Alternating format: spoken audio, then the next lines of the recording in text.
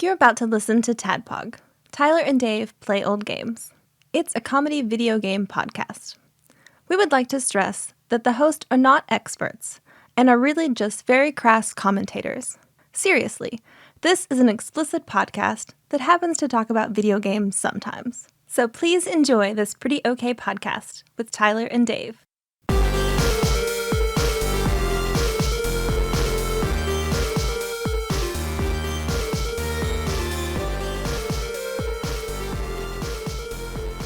Hello, Internet. Hey, welcome. Hi. I'm glad, man, it is good to see you. I haven't seen you in a while. Me or the listener? The listener. Yeah. I haven't seen you in the same amount of time, but still. But fuck you, the listener. I saw your face on Friday and on Sunday at least. That is true. We haven't seen the listener's face in a hot minute. Yeah. A full week. We're in a real like sliver situation where we have installed anyone who downloads our podcast. We've installed a hidden camera in their house so that we can monitor. It's not for like perverted stuff, a little perverted stuff, but mainly just so we can monitor your face while you listen to the show. It was super cheap to give Bezos a little bit of money so they can monitor all the Alexa. Right, all the ring cams. It's like, hey, Bezos, you don't need a lot of money, right? You're set. You're pretty good, right? If we give you like our souls. But yeah. Look, man, if I'm yeah, sure. You're half. Jesus gets half. Bezos gets the other half. Deal? You put me in a weird spot where I had to be like, huh. Is that something that I can sell? And also, would I? If it doesn't exist, I could probably sell it multiple times. Well, do like Lord Voldemort and cut it in 7 pieces. Oh, I thought Milhouse did that to Bart's soul. Is Milhouse the Voldemort of The Simpsons parallel? Yes, that makes sense. It's definitely not Mr. Burns. I remember when Josh sold his soul to Mitchell for like $1. Oh, that happened? Yeah. Why'd he do that? I don't know, but later he took it back. Many years later, probably he asked because for it of back, The Simpsons. and Mitchell gave it back to him. Josh's parents were right. He shouldn't watch The Simpsons. He saw that one episode and sold his fucking soul for a pog. Oh, man. Well, I'm glad Josh got his soul back. Yeah, mostly. Whatever Mitchell did to it, I don't know, but Josh has been different ever since. Well, you know, you win some, you lose some. What do you buy with that $1? Mitchell gave him the wrong one back, hopefully. Oh, a different Josh? Yeah. He's just got a briefcase of Josh souls. Oh, man. How are you doing? You drinking a Reds over there, yeah? Yeah, I've got this Reds Apple Ale, and then after I'm done with that, I got this Santa Cruz Organic Lemonade. All right. Anything in there or just lemonade? Just lemonade. Oh, I got you. Okay. Not a fun drink. Lemonade. Yeah, not a fun time drink. Hey, fun time reminds me. Do you like Peeps? No. I thought you did not like Peeps. Yeah, vehemently. Yeah. No. Do you like hot tamales, the candy? Yeah, I do love hot tamales. Do you like hot? Good. Oh, really? Yeah, I'm kind of surprised. I do like hot tamales. I'm kind of surprised. I figured that used to be my jam for a long time. Peeps I knew was going to be. You're human. I knew Peeps. Peeps I knew. I like Peeps, and I'm a human. Oh, I don't know if you knew that about me, but I'm a human. So fuck you. I brought a treat, unless I forgot it. How much do you like Peeps, though? Like, could you sit there with a bowl of Peeps and eat Peeps? A bowl of Peeps? There's like Easter? Milk in there? Yeah, there's a Peep. There is a Peeps cereal. Or is it like on Easter? I'll have a few Peeps. Okay. Can you get Peeps outside of Easter? That's my answer to you on how much I like Peeps. I don't know. Maybe. My answer is a question. Can you get Peeps outside of Easter? I would have thought you would. I didn't think it was seasonal. Can you want me to? Can I toss it or? Yeah. All right. Here we go. Look at that. That is a hot tamale Peep. Okay. Hot tamale flavored Peep. All right. I can do this Venn diagram. I normally like to put my Peeps in the freezer, and they get all like hard. They smell good. Because I love marshmallows. You know, I can always do marshmallow. I do marshmallow anything. Peeps have just never been my thing. So here's the thing that's interesting to me about this. You don't like Peeps. No. I like Peeps. Mm-hmm. You like hot tamales. I am kind of on the fence. Like anytime I'm eating a hot tamale, it's like I enjoy like the first 5 of them, and I'm like, man, these are fucking good. You're used to it. And then the 6th one, I'm like, oh God, I'm fucking tired of eating these hot tamales. I wish they were Mike and Ike's instead. Because they always tease me because they're like, if you close your eyes and put it in your mouth, it's like, man, if this would have gone down the different factory chute, this would be a Mike and Ike. A Mike or an Ike. I remember, in 8th grade, that was my year of the hot tamale. Like, I just constantly ate hot tamales that year. And you didn't get burnt out on them? No. Man, that's a testament. I can still sit down and now I've got the corn syrup thing now. So if I eat too many, I will get corn syrup belly and not dig it. But fucking Easter destroyed our house pretty much because goddamn rabbit. Yeah, that rabbit is very rude. Jesus just dragging his cross to the whole living room, knocking shit over, scratching up the wood floors. He doesn't come by our house anymore. The rabbit, on the other hand, he definitely pays a visit. So, because the Easter Bunny brought Starburst jelly beans, which are banned in our house for a good reason. Those are, man. And, dude, I went through a fucking bag of them yesterday. A bag. Good. And it was like, Nikki was like, it was like right before stream, and Nikki was like, "Are you hungry?" I was like, "Fucking no! I only had a sandwich today and a bag of Starburst jelly beans." I feel sick. I can't have Sour Patch Kids in the house either. Oh man, Sour Patch Kids are good. I will eat those till they're gone, and that's like, if you were to take Fruitopia and shape it like a little thing, that's what it does to me. Like, yeah, I mean, Fruitopia will always be the king of make me wretch, but Sour Patch Kids are right. Like I'll eat 3, be like, I should probably stop here. I'm feeling okay, and then I'm not, and then I keep eating and I'm not. Do you have you ever had the big Sour Patch Kids? Oh yeah, I've had all the Sour Patch. Yeah, okay, wow, I've had all of them. So, I've had too much of every kind of Sour Patch Kid. Did you try the Sour Patch Kids Blizzard when it was out of Dairy Queen? Oh man, that's a good fucking Blizzard right there. I liked it. It's different because it's fruity candy, and you don't really get that a lot in Blizzards. Yeah. Well, now in the future, I'll think of you when I eat Sour Patch Kids like I think of you when I eat Gem Donuts. There's little chocolate donuts. Yeah, my fat kid weakness. And look, it's mine too. This is why we're friends. Because when I eat certain foods, I think of you. Yeah. It's those little tiny donuts. We just rub our Achilles heels on each other. Right. And look, dude, I love them too. But don't get me fucking wrong. I'm not throwing shade. I fucking will throw down on some of those little tiny donuts. See, I like it better when Melissa buys the powdered ones because I don't want to eat those as much. Quite as much. Right. Yeah, totally. Yeah, because washing your hands gets involved with that one. And then barbecue baked lays. Those are two foods, two snack foods. Yep. Every time I'm eating them, I'm like, man, I wish I was hanging out with Tyler right now. He could probably feel this right now. Yeah, I need Tyler to help me carry this load because I don't know if I could eat this whole bag by myself. I cannot just sit and eat a bag of chips of any other kind but barbecue baked lays. I can't. Cannot do it. I like regular baked lays too. I'll do those with dip. I love regular baked lays with French onion dip. Have you had the Ridges ones, the baked Ridges ones? Yeah, I don't like them quite as much. Really? Yeah. Really? I like them. Yeah. But I don't like them quite as much. I gotta get that rigidity because nothing sucks worse than that shit breaking off. Into that's what I just put 3 fingers in the dip and pull out the chip fragments. No. I'm like in there with it's like a medical emergency. I'm in there with another chip trying to dig out the first chip and then that one breaks. Me putting my fingers in French onion dip reminds me, and I've told Melissa this. Are you sure you want to say whatever you're about to say? She loves that I used to jerk off to her in middle school. Like I've masturbated to you very, very much. Oh. That was in your wedding vows, I think. Right? Yeah. I have now and always will masturbate to you. And I used to. In the same little area as the fruit and the dips, there's that caramel apple dip comes in a tub. Oh yeah, I know what you're talking about. Josh used to always have that on hand. Really? And yeah, his house was always full of either Mountain Dew and Surge, that and nacho fixins.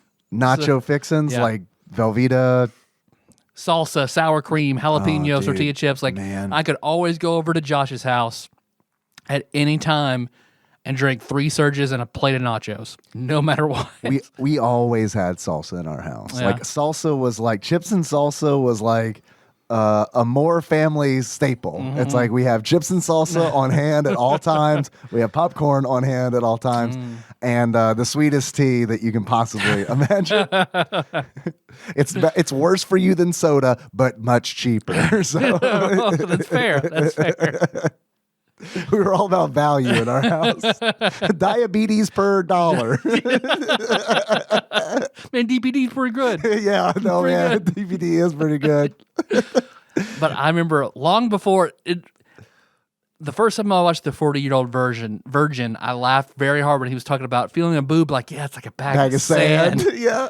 Because long before I ever touched a vagina, Oh, right. You were telling a story. I'm sorry. I was like, let me tell you about the snack foods we had in my house. Please stop telling your story for a minute. Also, we had goldfish. And well, I remember breaking off like part of an apple or whatever in the dip. So I remember I put my fingers in the dip to get the apple out, and I was like, I bet this is like, it had to be hot, but I bet this is what fingering a girl would be like.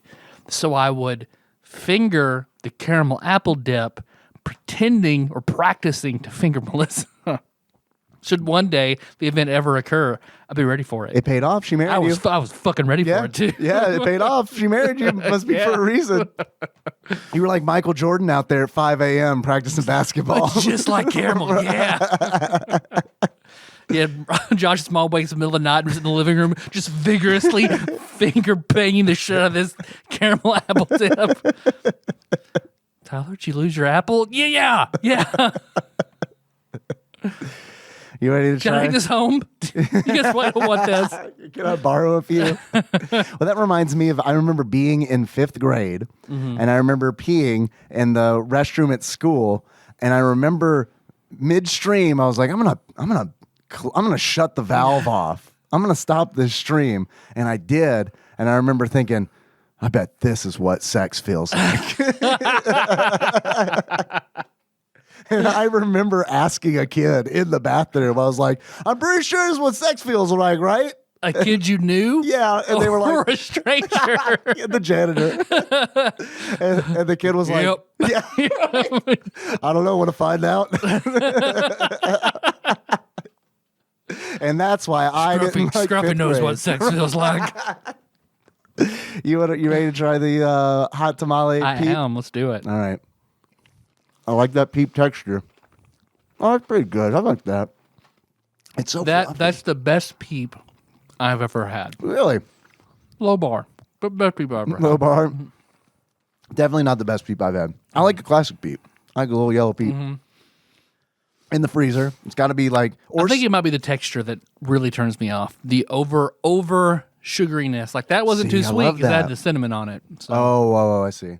Well, I like that like confetti coating that they put on it. It kind of reminds me a little bit of like maybe, I don't know. I'm going to try to convert you to a peep fan. Kind of reminds me of like the sour sugar they put on Sour Patch Kids. Okay. I know it's not Be working. to that. I also like stale peeps. I didn't know they could go stale. Oh yeah. Oh yes, they can, and they're delicious because they get like less soft. They get hard, like not hard. Like you're not going to build a house out of peeps, but like they get tougher, and it's like I don't know, Like a chewier peep. yeah, it's pretty good. Also, Why don't they make chewy peeps then? I don't.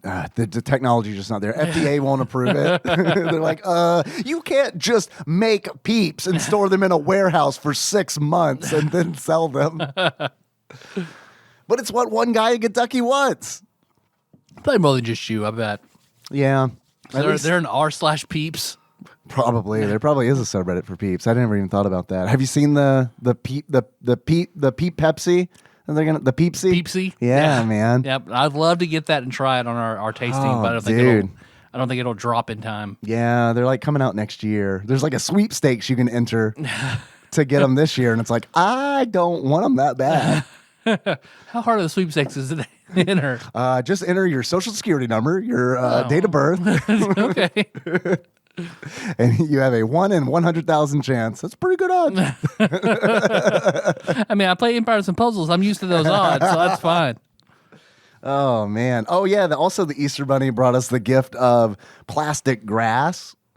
which is also banned in our house because our cat likes to eat it, but not all the way.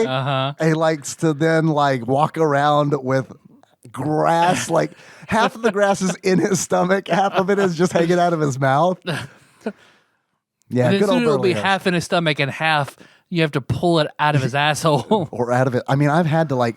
We also, like, Henry can't have, like, ribbons on, like, helium balloons because I walked into Henry's room before and Berlioz, our black cat, love that cat. He is, don't tell him, but he is the second best cat that I've ever Pinkerton, had. yeah. Pinkerton was the best damn cat ever.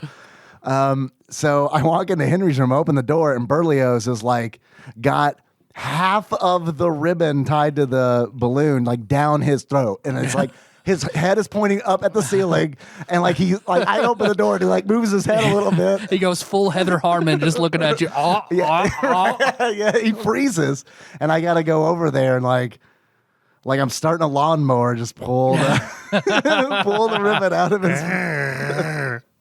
And he's upset about it. He goes right back for it. He's like, "What? Didn't you see That I was took doing me a thing?" 20 minutes. Right. Maybe I should bring that up to the vet. Like I don't know. Is that a normal He's got cat thing? cat pica? I don't know. I don't know. It seems like maybe a disorder or something. Yeah. Like My Strangest Diets. Is that a show? My cat's strange addiction. That's it. I mean, Ein ate toothpicks. My corgi did eat a box of toothpicks one time. and pooped spinies for Yeah. And the vet was amazed that he didn't like die. It's like, oh, that's what you want to hear a vet like say. Well. How many did he eat? A box. How many's in the box? Wow. Oh no. Yeah. Yeah, he pooped. He had toothpicks in his poop for like a week. See, I don't know. Because you said, the second best cat. Like, I don't know if I could ever get cats again. Yeah. Because I will be measuring them against River and Sky. And, like, cats are still, like... I mean, I'm just teasing. I love Burley. I love both the cats. Well, cats are still a gamble. Like, it's a pretty... Oh, yeah. It's a pretty steep gamble where you're going to get good cat or bad cat. It is. It's risky. But the secret to it is you got to be willing to get rid of that cat. Yeah. Because there have been two cats that we've given up on. Cheetos and Aria. Aria was a stray that I don't know if I've told the story on the show or not. Yeah, I don't remember what happened to Aria. I remember she was around all the time and then...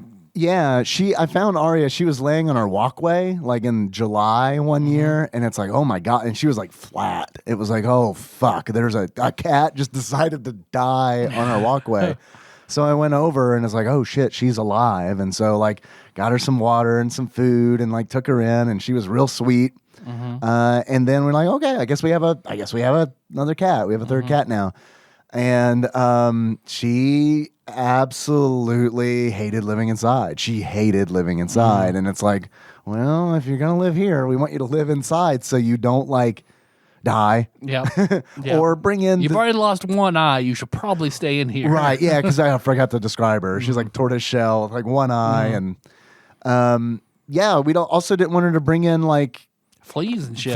Disease and stuff, and get the other two cats sick. So we just decided to part ways. We got her back to health and was like, okay, you're an outside cat that we take care of. And then apparently she died. I don't know. Yeah, I mean, that's probably what happened. Yeah. Never saw her again. And it's like I told Nikki, I was like, pretty sure. We haven't seen her in a while. She's probably, like all cats that live outside, has died an unceremonious death out there somewhere. But, it's weird because it's like I didn't get attached to her because it's like, even though we like nursed her to health and got her all good to go. She was sweet. She was a sweet cat. She did not get along with the other two cats. She was constantly fighting with them. And so that kind of sucked. But yeah, man, it was just kind of like we'd see her outside and be like, oh, there's our cat. We just kind of like point at her. And then one day, I don't know, she's somewhere. Just gone. Yeah. And Cheetos just ran out one day and it was just like, oh, well. Yeah, Cheetos was... Cheetos, come back. Oh, damn. Man. Yeah, he ran away.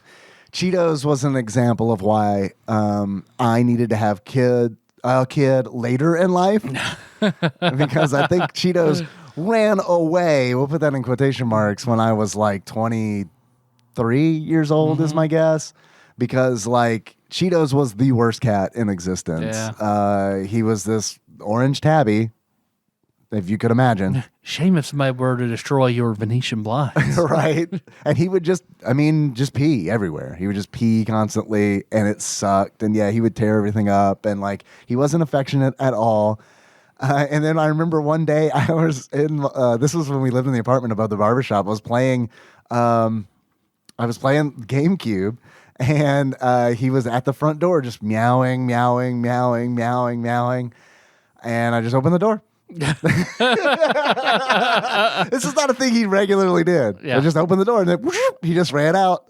I closed the door behind him.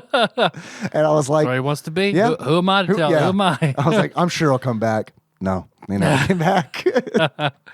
We saw him from time to time, like clear on the other side of town. Like, I mean, that cat was so miserable living there. Man. Yeah. So anyway, sorry.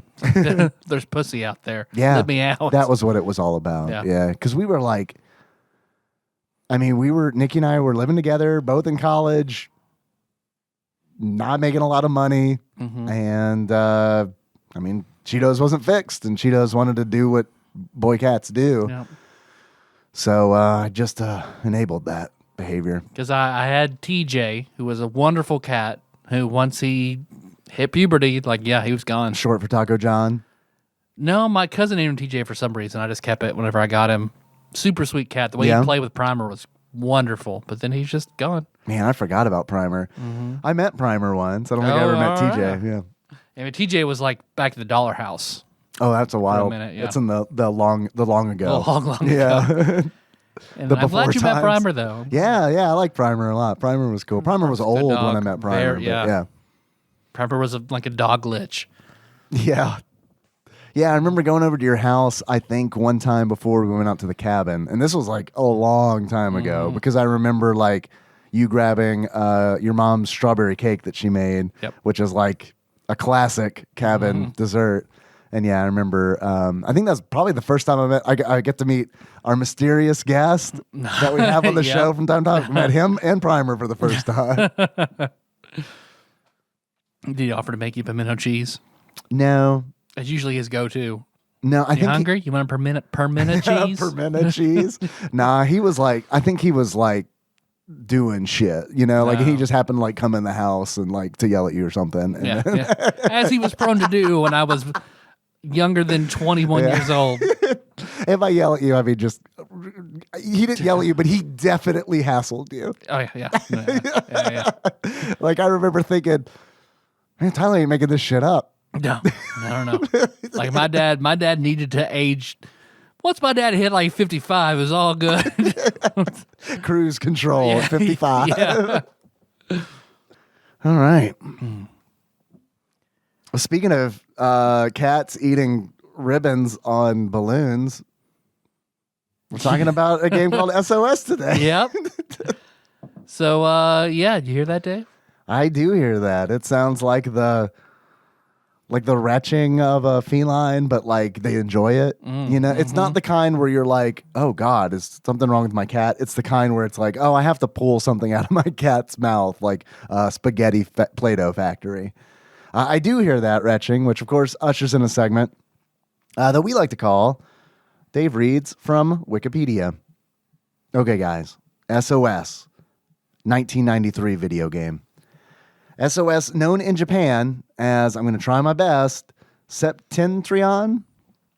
Yeah, there's a sequel, right? That's named something like that. I think it's, Septentrion on the PlayStation, which I'm kind of interested in playing, but I've heard it's much Completely worse than this. Yeah.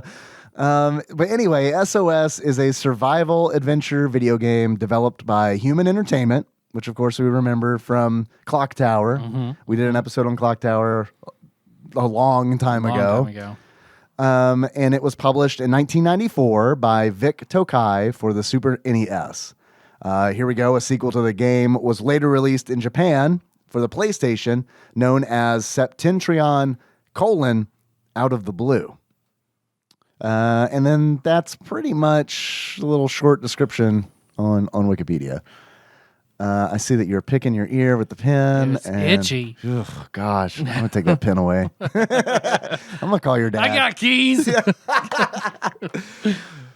So the other day, is that what you were talking about? Is that how you do your ear with the pen? If it's really itchy, then yeah, I'll get in there with my Like, key. what do you mean get in there? Like, not the canal. Oh, like I'm starting a car, yeah. Just, No, you're fucking with me. You don't put it in the canal. I guess I'll show you. No, please don't. Please, God, don't. Give me do $1. that. Please. Donate to patreon.com/TADPOG if you'd like to see Tyler clean his ears out with a My key. keys. Because he's going to do it anyway. Stretch goal, I'll use my work keys and my car key. God, don't use the term stretch I'll use that goal. big old-fashioned soulmate key that Melissa gave me. That won't even fit. That'll be like a big stretch goal. A soulmate A key? literal stretch goal. Right. Is that when like we a got married, she skeleton gave key? me the skeleton right. key that's Yeah, like and the key to shadow her heart. box. Yeah. I thought, how about one of those like little keychains that you give a small child to entertain themselves with? A Fisher Price, like Yeah. big red, blue, Big and yellow red key. Well, it's Wednesday. Time to use the blue key. And this is how we start our day. You put it in. There we go.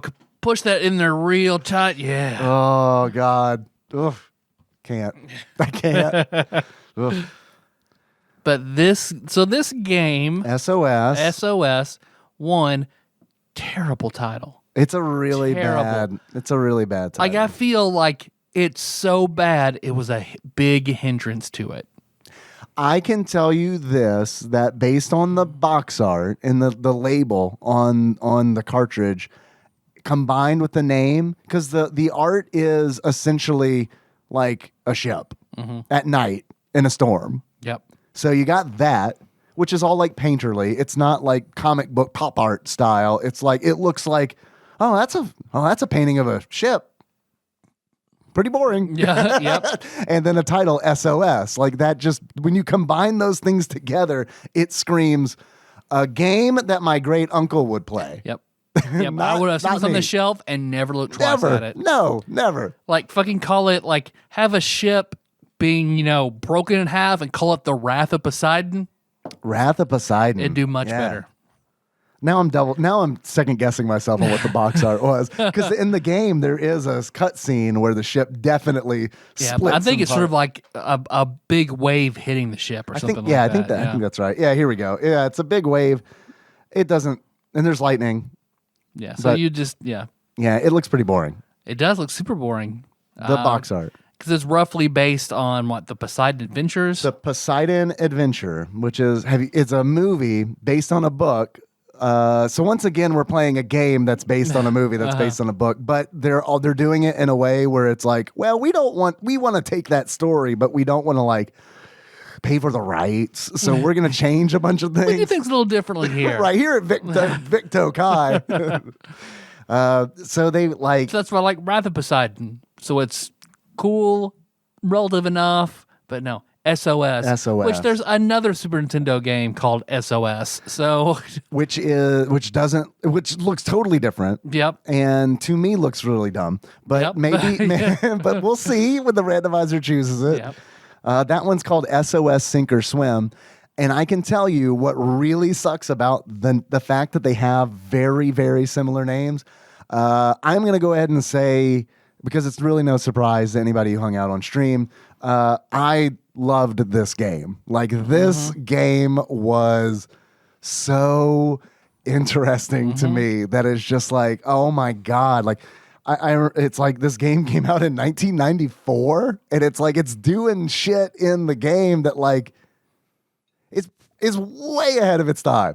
It's way ahead of its time, and it shows. It does. No, it does show for sure, because like I feel like this game is like It's the Sega of Super Nintendo games where it's doing shit too far ahead of its time, before people are ready for it, before the technology is really ready for it. absolutely. And I will say I love this game, and like, but brilliant concept, I think. Like, I mean, like, Yeah. brilliant concept. Because here's the elevator pitch. I am 100% on board with you. Here's the elevator pitch for the game, for those who aren't familiar. you choose to play as one of 4 characters on an ocean liner that is sinking. You have 1 real-time hour to escape the boat and to rescue as many survivors on the ocean liner as you possibly can. Anytime that you die, like if you fall from like a great height or you are burned by fire, you lose 5 minutes. 5 minutes is shaved off. You kind of like black out. Mode 7. There's mode 7 all up in this game. You black out. It's like if that one segment in Castlevania where like you're on the chandeliers and on that room that turns around you, if that were a whole ship-based game. A whole game. Yeah, that's also Prince of Persia because like this game is like so like Prince of Persia. And the people reminded me of Sword and Sorcery. Oh, okay. Yeah, like the NPCs and like the sprites and all that. Yeah, I hadn't even thought about that. That is a good point. I just like I mean, more detailed than Sword and Sorcery, but reminiscent. From our Prince of Persia episode that I really liked Prince of Persia. Like I was impressed with like how good Prince of Persia was on Super Nintendo. And like this game is like kind of like it. I mean, the platforming is very similar to Prince of Persia, where you like jump on platforms and like pull yourself up. But what happens? It is my least favorite kind of game, right? In this sense of the cinematic platform, right? And because of that, like I kind of came into this very curious about how you felt about the game because I know that you do not like games like this. No. But it's kind of like Prince of Persia, but like as the ship sinks, like what happens is that when the ship starts sinking, like in the Poseidon Adventure, the boat, I keep saying boat, the ship flips completely upside down. So, the floor is now ceiling, chandeliers are now on the floor, and you're trying to make your way up. Old women falling backwards through doors. Oh, God. So much like it's chaos. And it's like they do a really good job of like capturing what goes on in the Poseidon Adventure because I had never seen it before. But like I played this game last night and I was like, man, I really like that. And I know it's based on this movie called The Poseidon Adventure. Let's check it out. It's like it's 12:30. Let's check it out. Fuck it. And so I rented it on YouTube. That's a really good movie. Oh, okay. At least there's a remake apparently that came out in 2006. I didn't watch that one, but like I guess I heard Kurt Russell's in that, so it's so it's good. So it's got to be at least he's in it, you know. But the 72 version was like, man, like it was good and it was enhanced because like they really like Human Entertainment like really took stuff from the movie and it's like there are lines in the movie that are in the game and it's like I wouldn't have picked up on that if I hadn't played it and then immediately watched the movie, but like there are lines in there where it's like I didn't know playing the game what a purser was because you meet a purser and he says something in the game and it's like okay, and then in the movie The Poseidon Adventure there's a whole scene because it's like New Year's, which reminded me of BioShock because it's like right before disaster. Perfect. It's like New Year's. Also, Leslie Nielsen's in it. He's the captain playing like, super serious. Yeah, before he dipped into... Before he realized what he was good at. Right. But it was wild because I've seen Airplane and it's like, here he is, like, it is like uniform. And it's like, oh, I don't know. I'm laughing even though nothing's funny. Yeah.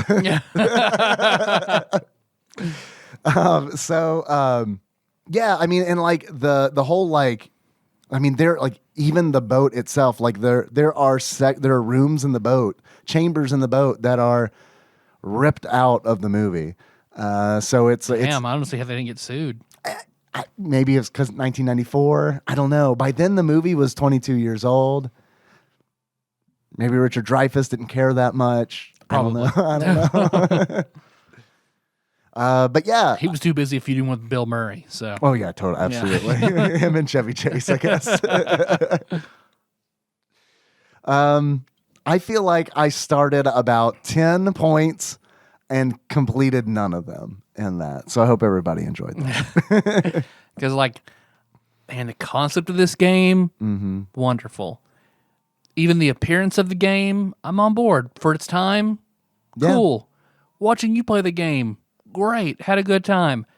Me playing the game, fuck no. Really? Fuck no. What was it? It's the controls? Yeah. Yeah. Controls, the platforming, the AI for the people you have to save if you don't want a shitty ending. That is the biggest. And let's be honest, like I didn't even get the shitty ending. I never got off the ship. But to me, that was kind of part of the fun because it's like I didn't get out of a few rooms where I was like, no. Yeah. I watched Dave through this. This is not my bag. And I kind of figured that was going to be the case because I like playing the game. I was like, there's no way Tyler's going to enjoy this. No way. Because it like, I can appreciate it. I can appreciate the shit out of it, but it is not fun for me. Oh man, it's so good, dude. But I liked watching you play it. I love this game. Yeah. Like seriously, I love. Like I played it. I played it on Saturday night because when I'm reading about it, I was like, ooh, this looks like it's going to be like tough. Yeah. And it is. It's a challenging game. So I started playing it on Saturday to kind of get my sea legs, as it were. And I just kept playing. So I played it for like 3 hours and I was like, well, I'm tired. I got to go to bed. And then the next day it was just like, man, I can't wait to play SOS again. And then I got to do it. Pretty good. Played it for 3 hours. And now I want to do it. I don't want to finish it. I want to play it more on Friday and finish the game. What? They're like every character has several different endings. Like 4 or 5 endings for each character, and there are 4 characters. I mean, that's huge.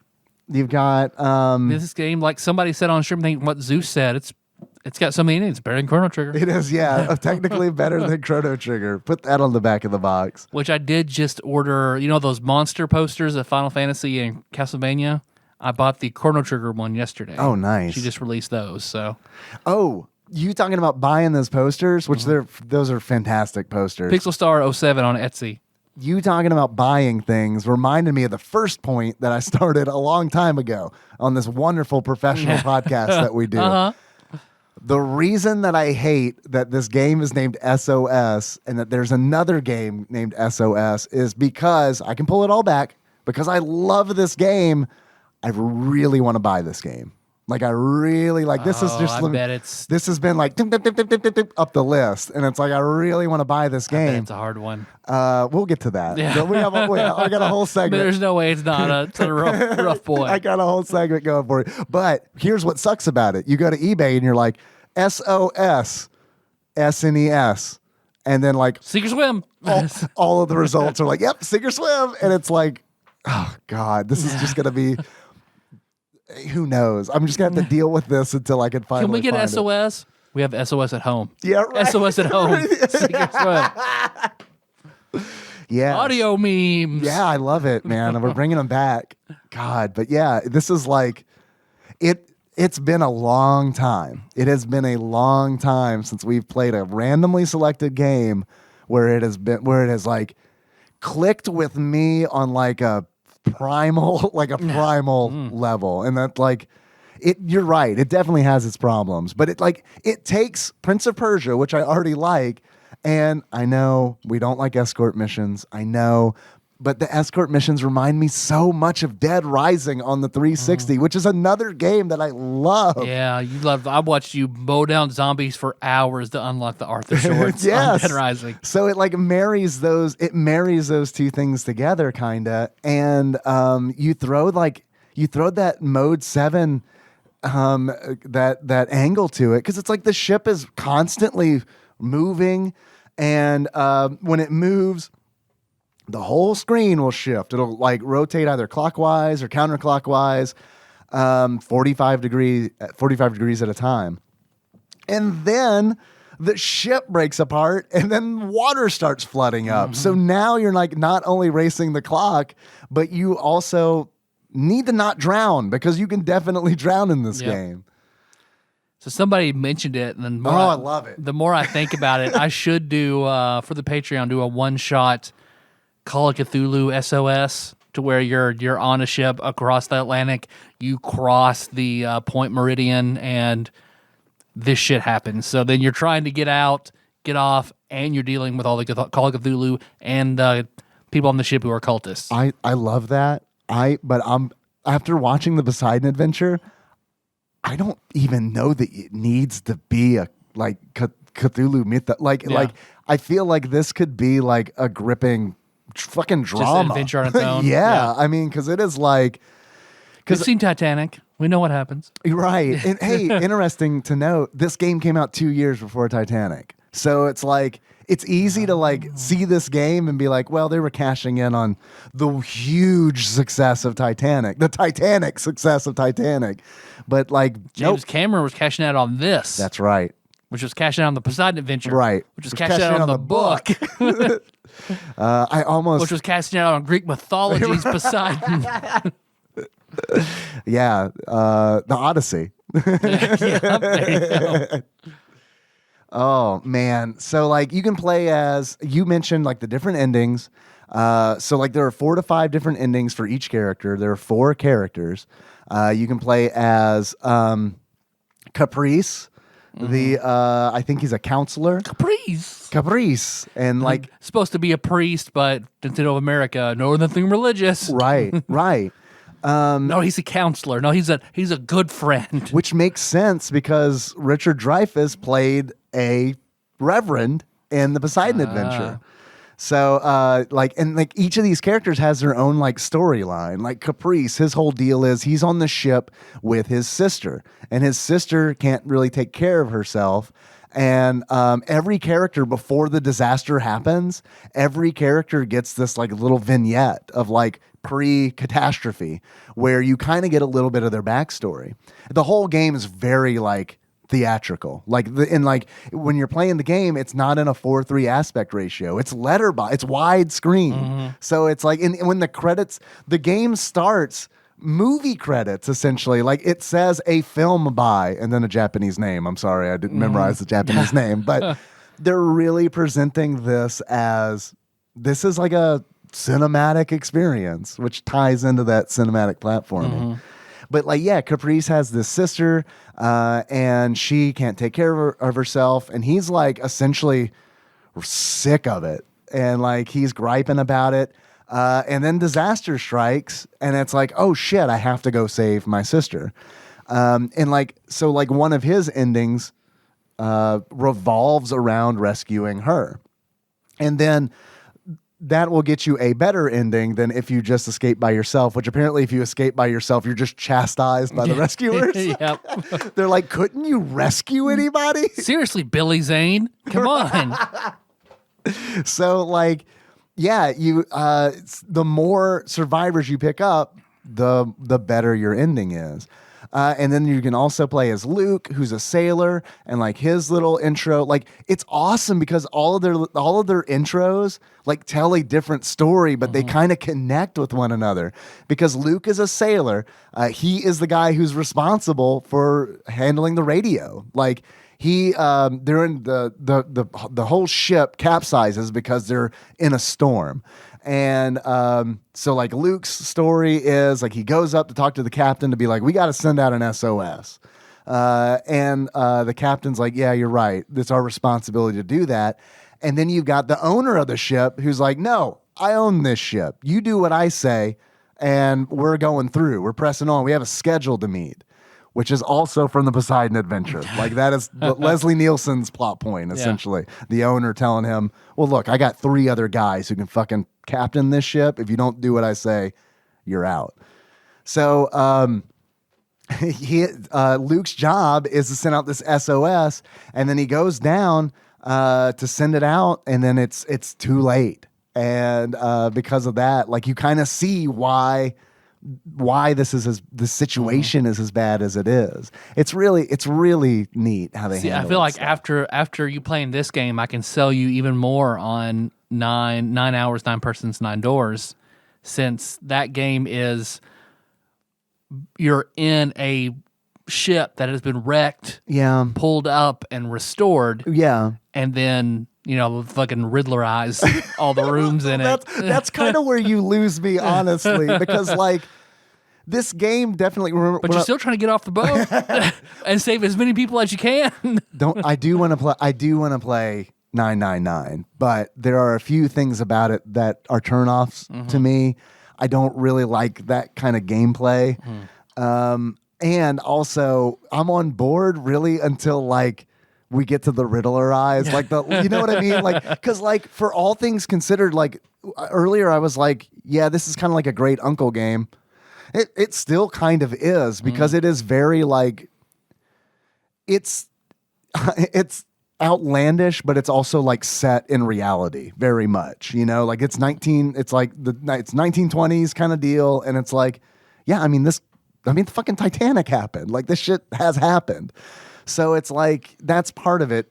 It feels very, this honestly might be one of the most like realistic feeling Super Nintendo games that I've played. And like a lot of cinematic platformers I also don't like. Like, I mean, I thought Out of This World, and this is like sacrilege for some people, but like I thought Out of This World was pretty good. You know, Flashback I hated. And it's like, but both of those games, like the big cinematic platformers on the system, are very fantastical. Like they're very outlandish. They deal with aliens. I like Prince of Persia more than both those. Oh, I love Prince of Persia. Yeah, I Why agree. those were on it, Prince of Persia wasn't? I agree. I think Prince of Persia is way better than Out of This World and Flashback. I think the real reason Prince of Persia wasn't on IGN's top 100 is because it's Prince of Persia. Yeah. And it was out on a bunch of other things as well. I have a feeling that might have something to do with it. But this is like, I don't know, man. This fucking jived with me, because it also feels like a roguelike, because it's like you got an hour. Do what you can do in an hour. And if you don't survive, just start it over.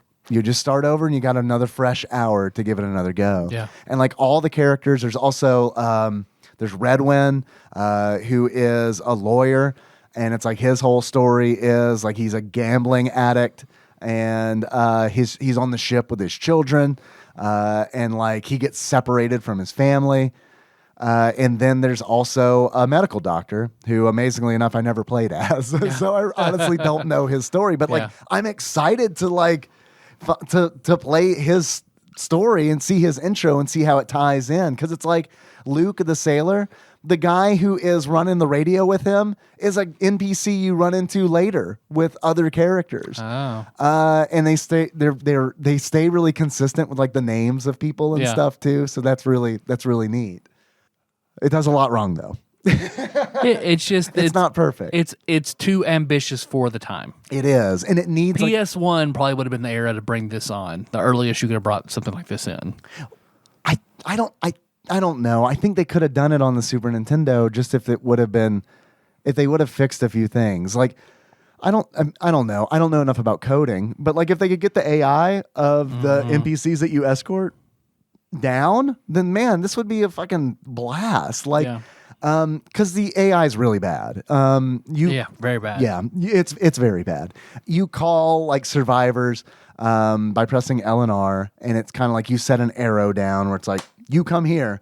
And a lot of times the NPC will take a route that's what I'd like to do with my NPCs as well. You put that arrow down. You come here. Right here. But see, and this is where it reminds me of Dead Rising, because I remember playing Dead Rising 1 and being like, hey, come on. And it's like 360 era. It has to be a coding thing, because it's like you got like you're escorting these people and they're just like, oh, you want me to run into the zombies? Okay, you're calling me. All right, run into the zombies, right? Okay.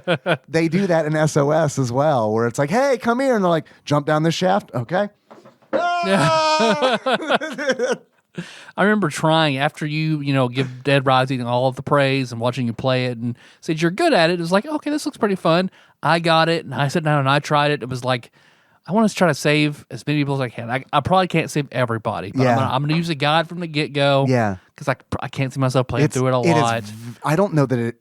I think it is possible to save everybody, but it like you got to be like there's like. Well, as soon as I started, it was just like the screen fills with blah, blah, blah, has died, dead, has died. And I'm like, people I could clearly save. I'm trying to get them out of the way. And it's just like, nope, running into zombies, running everywhere, running like. Yeah. I was like, oh, nope. Okay. Nope. Yeah, I get that. But like, see, the way that I did it was when I had so much time when that game came out, so much time, I just played it the first time, trying to do my best, but not like really sweating it. And this kind of like, man, this is going to get deep, because this kind of ties back to a conversation that you and I have had about the Fallout series many times, where it's like, I like to play a game where you cannot do it perfectly. Yeah. Because I think that is very interesting, because I feel like, and it kind of ties back to SOS being a cinematic platformer that's grounded in reality. Like, I like that feeling. It's like when we play D&D with the non-resurrection rule. It's like things fucking matter here. There has to be a consequence. And I like that. I like that feeling. I like games that give me that feeling where it's like, if I make a mistake, there are going to be consequences for that. And I feel like Dead Rising is that kind of game, and SOS is that kind of game, because it's like you have two options when you mess up in one of those games. You reset and start from the beginning, or you just press on and learn as you go and then play the game over and over and over again until you've got it down pat. So it's just so rare that I can replay a game and enjoy it. Like, Fallout's one of those. I generally have to give it a good amount of time. Like, as much as I loved Dragon Age 2, I fucking loved Dragon Age 2. Yes, I absolutely adored it. And once I beat it, I was like, man, I want to play that again. But I want to do this as an evil mage and see what the other side looks like. Right. I played an hour and quit and never looked back. That game never has even been booted up again. Yeah. And I feel bad about it because there's a part of me that is still curious, but it kind of digs at me, and I'm never going to do it again. No, I mean, look, you just do what you want, right? I mean, like, it's all priorities. Yeah. But I know what you're talking about. And what's interesting to me is that was me with Dragon Age Origins. Like that, like, which I loved Origins too. Oh my God. And I played through every single character that I could play through the Origin. I played through all the Origins for the achievements, there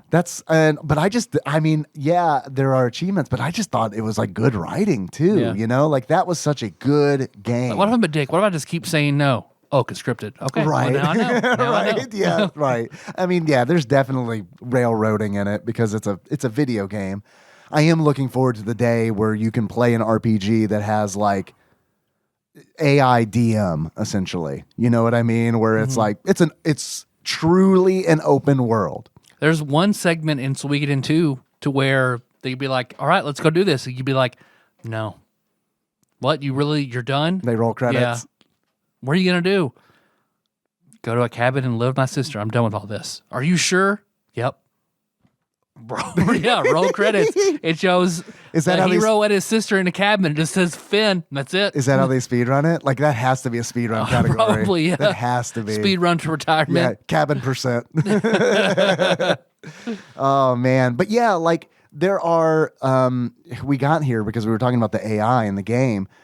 Something else that they really need to do is and for SOS, or what they should have done. I don't think they're going to work on it anymore. Although I wish they would. It'd be nice. Human Entertainment, you went bankrupt in 2000, but I mean, if you could come back and redo this game. It's been 21 years now. Come on. Oh my God. Come on, man. I didn't even look for like a patch. Like, someone might have, probably not, but someone might have made a patch for this game. Could have. You're right. Can someone do that?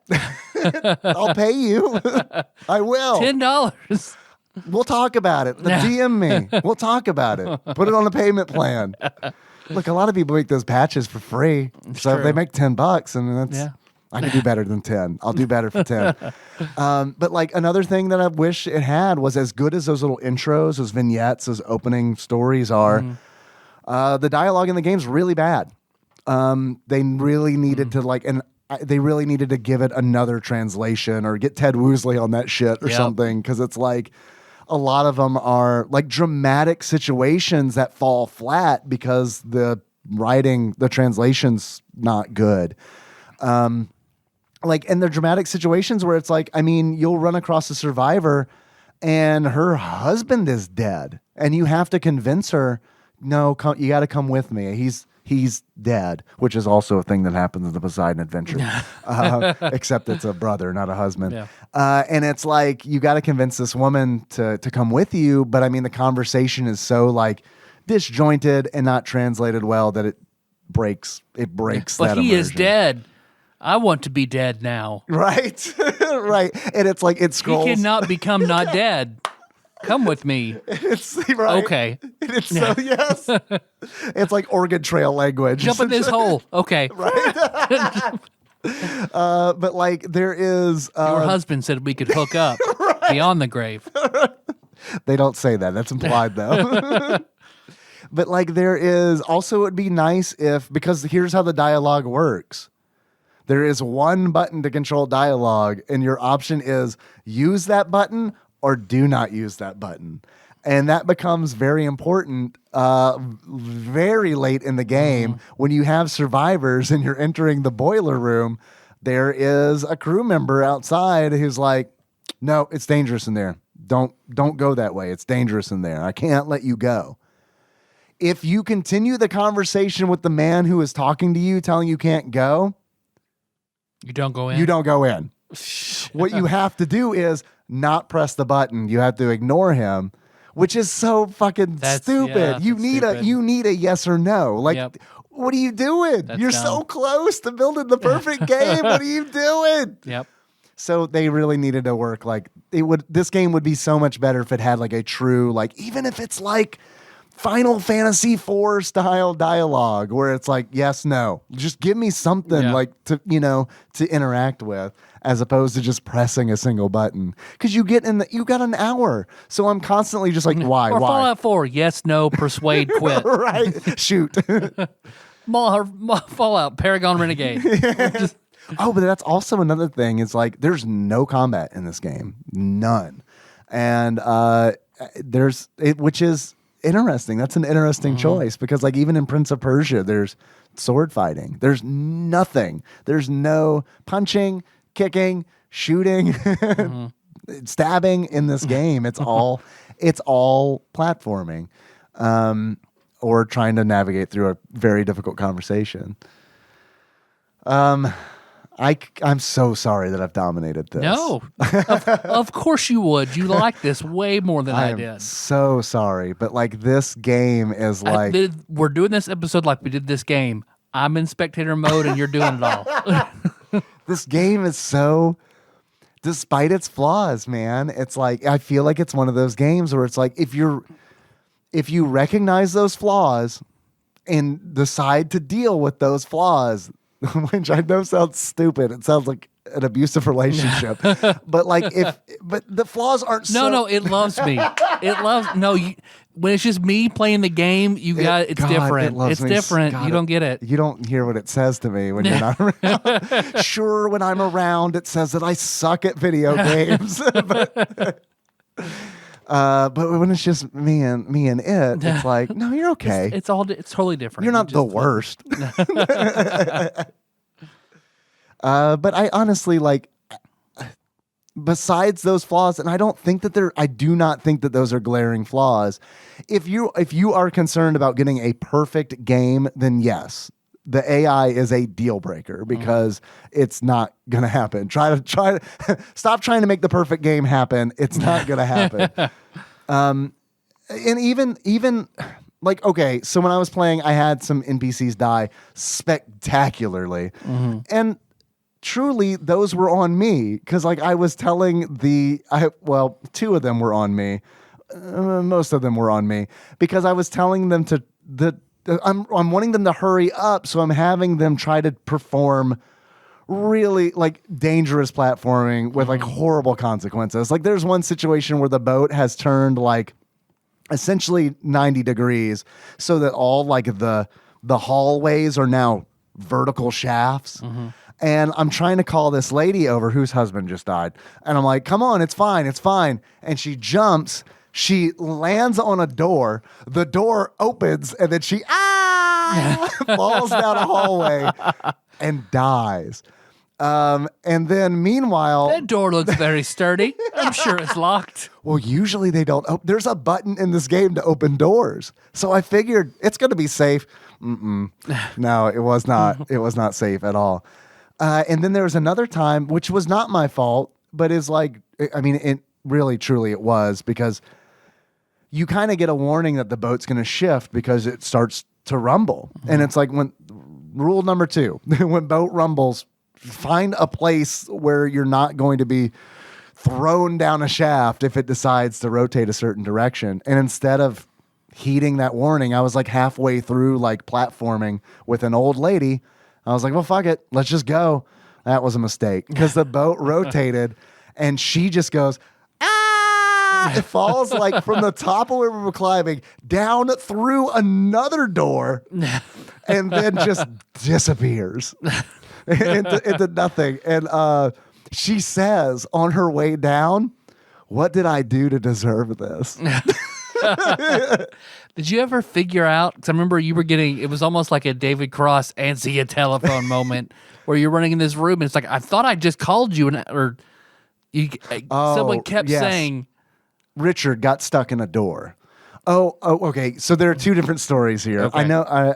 There's one where it's like, this is an example of how the AI is really bad. I met a guy named Richard. Richard's like a waiter from the Poseidon Adventure. He's not named Richard in the movie, but that is like definitely the character that it is. And Richard's like, But you're just a waiter. Right. Oh, sorry. That was rude of me. So yeah, you get Richard and Richard's like, okay, cool. And we leave the room, or so I think. I leave the room. The screen transitions. Richard's not there. This happens sometimes. It takes the NPCs like a few seconds to like appear. Sure is taking Richard a long time. All right, I guess I'll go back in there. Richard is like glitching in the door, like rapid, like a hummingbird, moving rapidly back and forth. So I play the game of, all right, get 2 steps in front of Richard. Over here. All right, he's still stuck. Okay, get behind Richard. Over here. Fuck, he's still stuck. All right, try to like shuffle. Over here. Fuck, all right, Richard, you're on your own. I tried my best. Goodbye. Richard, you're a Displacer Beast now. I'm sorry. Goodbye. Displacer Beasts are one of my favorite classic D&D beasties. Love those guys. Yeah. I mean, it's a panther with fucking tentacles. Like 3 tentacles, and sometimes there's not. God, man. Yeah, and gets that blur effect going on it. So good. I remember it's like a rust monster. Oh, God, I love a rust monster too.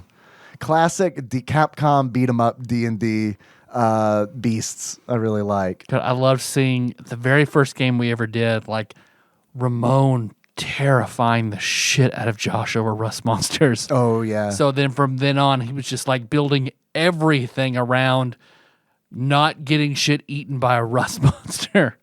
Rust monsters are scary until you're like, oh, I have a magical weapon. Okay. Yeah. I'm not worried about this anymore. Yeah. But yeah, man, I was all about, all right, I got to play at some point. I got to play someone who has like a Displacer Beast animal companion. Like that, we had to make that work one way or another. I'll be that annoying character that's like constantly playing with it, not paying attention to the game. Just like you're trying to like do plot. I'm like, I'm petting him.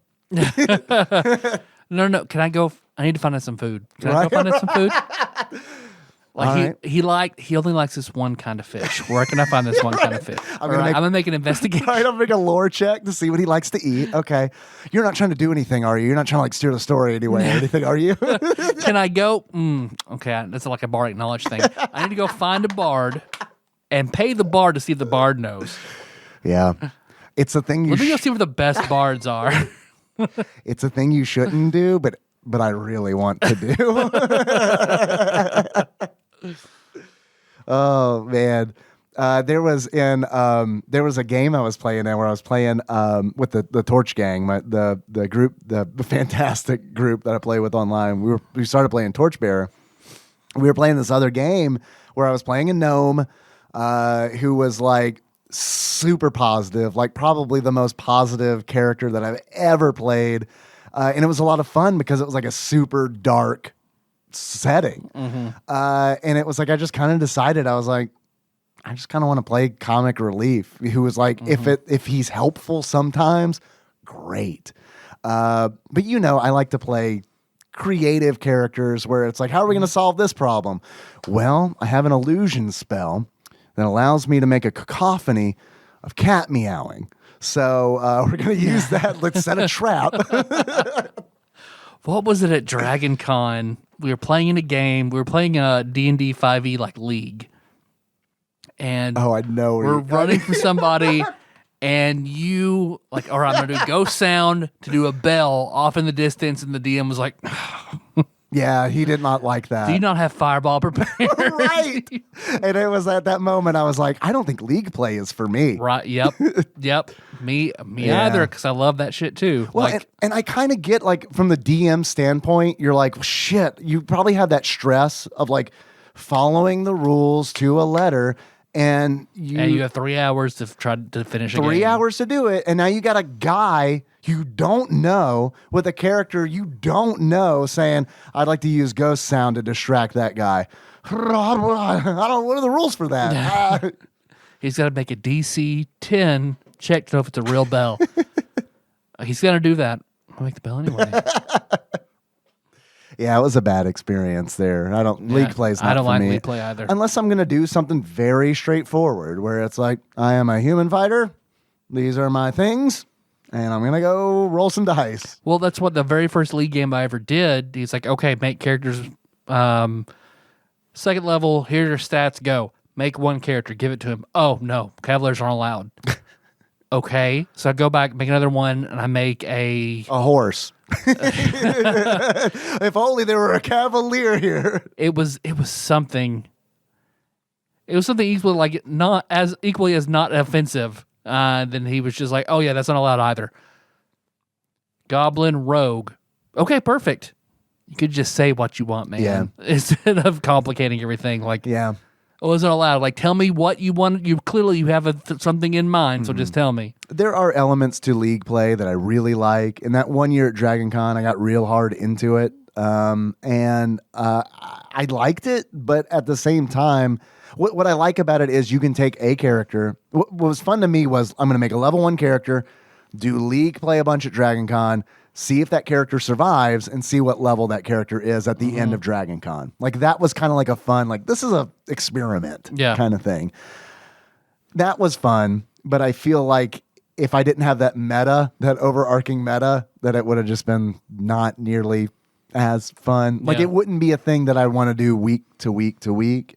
I'd rather be in a game with friends, kind of Cultivating a character, playing a story. Yeah, we worry about, we adhere to the rules, but like there's always wiggle room with us. And I feel like it's because we want it to feel like a living, breathing world where it's like, oh, you want to try to do a thing in this world where there's magic? Okay, I guess try it. Yep. That's why I'll never forget. I think it's what really sort of turned me off toward gaming at Dragon Con was trying that D20 Call of Cthulhu with the guy who was just like, it would have been a fun game. It was like me, Wiley, Laura, Josh, I think. And it was just like... You don't remember because he sold his soul. Yeah, it's true. It's like he wasn't even there. It's like he was a displacer beast. Oh. And a blink dog. A blink Josh. It was the worst experience I've ever had gaming in my life. Yeah, I remember you telling me. He just wanted the guy was hoping he could go in, kill everyone as quickly as possible to meet his game quota and then be done. Because he got increasingly frustrated that I kept getting lucky when I was just running. Because like we walk in the door and every round we're all making super high sanity checks for no fucking reason. Yeah.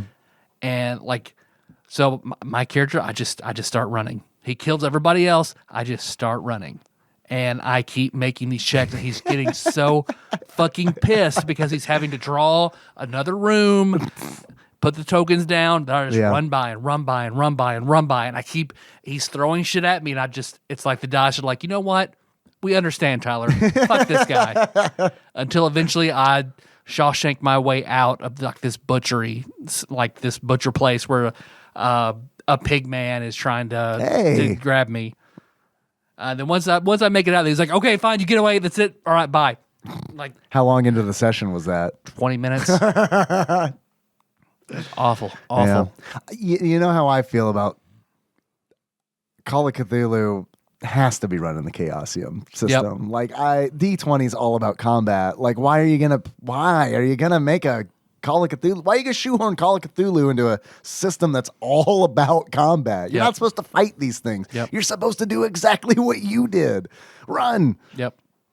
And he was telling us, like, the only people who've ever beaten this mod are they just, as soon as we started, they just started throwing dynamite at the house and burned it down. I was like, oh, well, that sounds wonderful. That person was Jesus. He's like, yeah. He started telling us all these weird details, like, yeah, this necklace is for my first girlfriend. She died, and these are her ashes. These are her teeth. Is this part of Call of Cthulhu, or like you trying to scare us? This is a game prop. I need everybody to kiss this necklace and swear their fealty to the big Lord. Oh man, yeah. And I've also learned that honestly, I've read a lot of Call of Cthulhu Adventures, and I've played in a couple. You know, it's not for me. I really enjoy the Call of Cthulhu games that you've run. And I honestly think that it might be because, correct me if I'm wrong, but it might be because you've never run a written, published Call of Cthulhu I have not. adventure. Nope. I beg you not to, because a lot of them are, your games are, the way that you do it is fun because they're pulpy. And I mean that in a good way. I mean, they're fun to play. They're like, it's almost like a Call of Cthulhu graphic novel is how you run it. And I love that. But I think what a lot of Call of Cthulhu players like is they really like Lovecraft's writing, and they want to play in a style indicative of that style of literature, which is boring. Where it's like, yeah, you don't matter. Nothing matters. Well, even that's okay, because I believe all of that. But no, what I mean is like, it's just so slow that, this has been several Call of Cthulhu adventures that I played in, and it's not against anyone who's run it or anything like that. I mean, because I've done it like at cons. And I've run adventures before that were written, and I've changed them quite a bit because it's like, I gotta move this. I gotta make some shit happen because like otherwise, man. But anyway, that was a long way of me saying I played a gnome illusionist who had a slug named Strawberry. And boy, did I give a lot of attention to Strawberry. Perfect. That was a fun game. And we got there from Displacer Beast. We got to Displacer Beast from the horrible AI in this game, Richard stuck in the door. Yep. All right. And then there was another one where it was like a David Cross Answer Your Telephone, where it was just like there was a survivor around, but I couldn't see them and they couldn't see me. And so like every now and then it would just be like, where are you? Who are you? I try calling you. What? Yeah, no, and it's just stuff like that happens. Yeah. The ship is haunted is what I'm trying to say. Long story short, TLDR, the ship is haunted. If it wasn't before, it definitely is now, because a lot of people died on that ship. Yeah. It's tragic. Yeah. Very true. I really liked it. I'm trying to think of other things to say about it. Is it on your top 100? It is. IGN?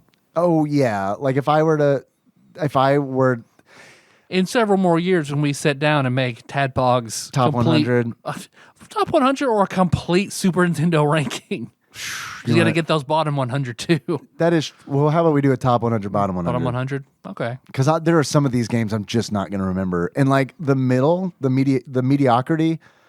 Those will be the ones you don't remember. Right. And I don't care to remember. Yeah. You know what I mean?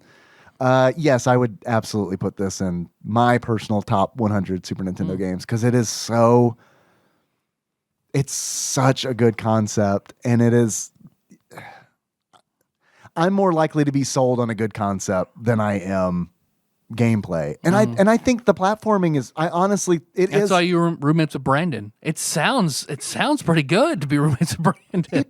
It wasn't bad, honestly. It wasn't bad. I'm just playing around with Brandon. Mostly.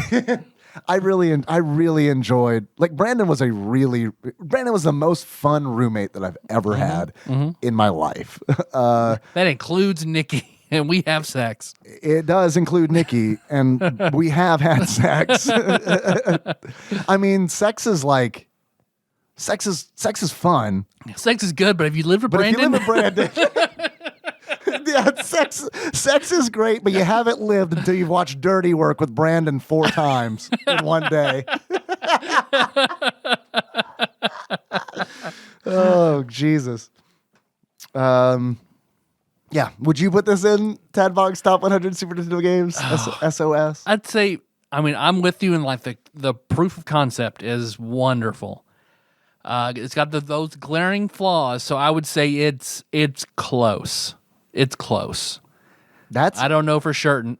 I don't know for certain, but it's Shirtin.tadpog.com. close. You like to order a Shirtin. I still love the Shirtin mask. I saw the shit posting group for the Good Place shirt posting because anytime she tries to say shit, she's in heaven, so it comes out shirt. Yeah, that's great. Yeah, Nikki, it's a good way to be in prime time and get away with it. Nikki really liked that. I've heard really good things about it. Good Place is so good. It was one that she started without me, and when she was watching it one time, I was like, "Oh, is this the Good Place?" She's like, "Yeah." I was like, "Is it good? Are you liking it?" I've heard it's good. She's like, "Yeah, I like it." I was like, "All right, cool," and then I left. Yeah, Good Place is fantastic. Yeah, I've heard it's really good. I still haven't seen the last season, but are you saving it or? I just need to find time to download it and watch it. Might I recommend the Poseidon Adventure? It is pretty good. Yeah, it's a pretty good movie. Scored by John Williams. Okay, yeah, I like that. Which is funny because there was a point in the movie where I was like, I think they're ripping off Star Wars with this music. And then the credits at the end, I was like, oh.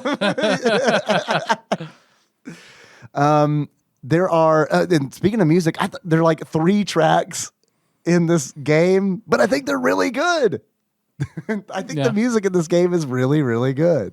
Like, and it's cinematic, but it's also memorable. I think this is funny.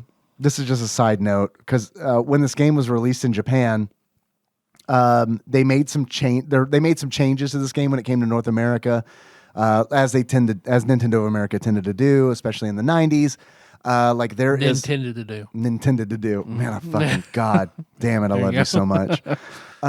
There is a bar in the game that you cannot access in the North American version because they just lock the door. The door is just locked. You can't go in there. Fucking North America. Swear to God.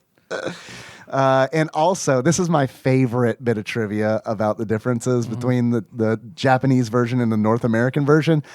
The credits for the game in the Japanese version, it's shorter in the North American version because in the Japanese version, they give names for the actors that are playing the characters in the game. So like, for instance, Caprice is played by a fictional actor because like they wanted it to feel like a movie that much. Oh, okay. So here are the names for the actors in the Japanese version of the game.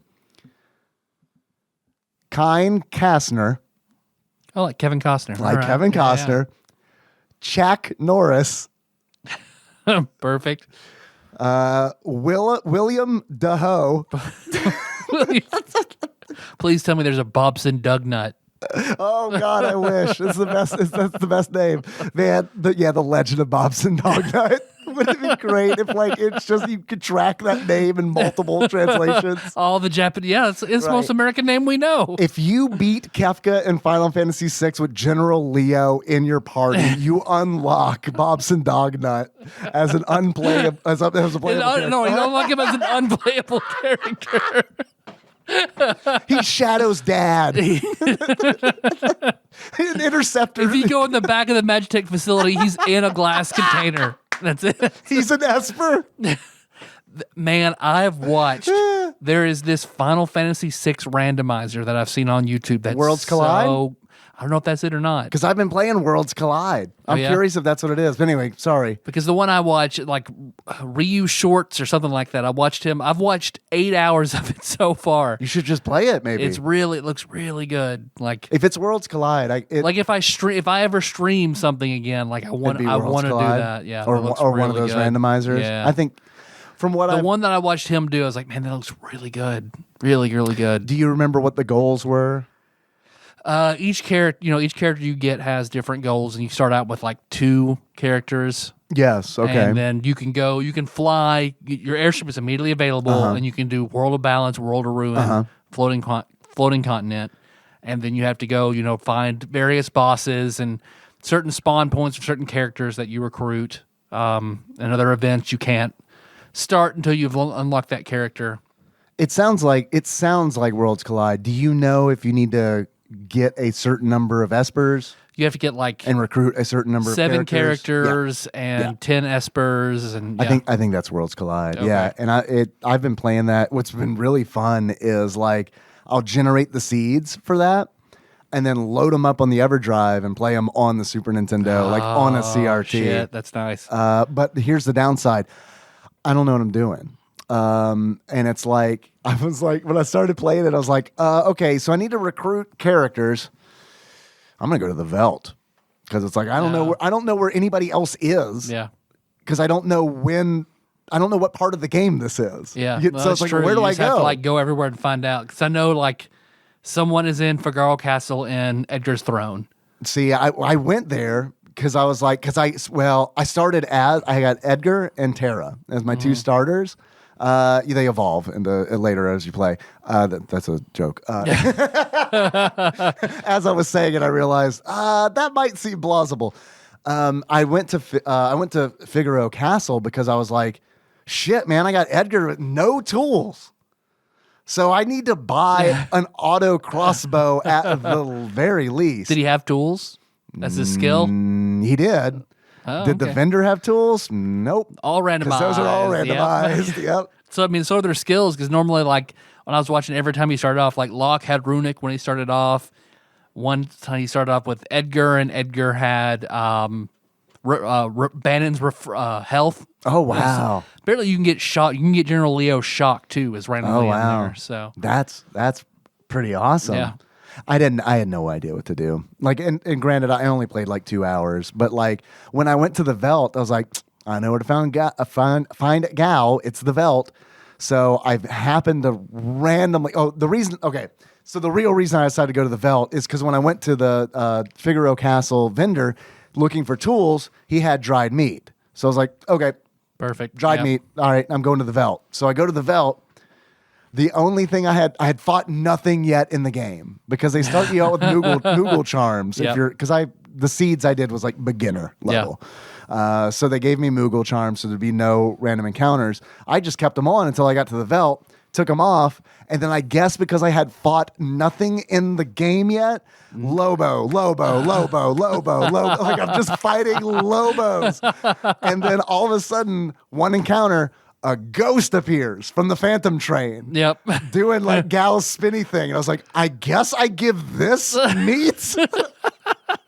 So I give it meat, and it gives me the unicorn esper. Okay. And then I was like, all right, well, that's great, but it wasn't Gal. Lobo. Hour and a half later, I don't think Gal is here. Also, enemies don't give me experience on the Velt, so I've wasted an hour and a half. Oh my god. I think where you can pay Shadow in Cohillington, there's a character there. Okay. Where else do I remember? Because there were some characters he never got. I think you get a character in the Zone Eater where Go-Go should be. Okay. I feel like one's there. Well, dude, man, God. I was also like, it seems awesome that they open the world up immediately when you're level 1, but also don't go to Zozo when you're level 1. That was a mistake. I loved watching it whenever he had just started out. He was just him, one other character. He goes into Narsh because I feel like maybe Umaro's where you can also get a character. You get a character and an Esper. And I think Umaro. I think there are settings where it's like you can toggle for whatever reason. I'm not sure why. You can toggle Umaro on or off. No, because he's really fucking powerful. Oh, He's okay. really fucking Well, powerful. there we go. That would be why. Because he has high stats anyway, and now he can equip any weapon and any armor and any relic. Should we stop talking You about can't control this him. for, Probably. for when the randomizer We should probably do it eventually. inevitably gives us Final Fantasy VI, And we do then we do this instead. Yeah, let's go ahead and stop. You're right. Do you have any achievements for this game? Wait. I want to read the rest of the actors. Oh, okay. The fictional actors in SOS. So obviously we have Kine Kasner, Chak Norris, Chack. Chak. Yeah. Bort, Jack, it's whatever. Chak Dognut, son of Bob Dognut. William Daho. Get this one. I can't wrap my fucking mind around this one. Okay, so wait. I'll save this. We got Kine Kasner, Chak Norris, William Daho, and then Michael Caine. That's a silly name, isn't it? No one would have that. Brock Shields. And Bill Maroney. Is that supposed to be Bill Murray? It's got to be. Bill Maroney? Bill Maroney. Apparently, also one of Redwind's endings was removed from the game.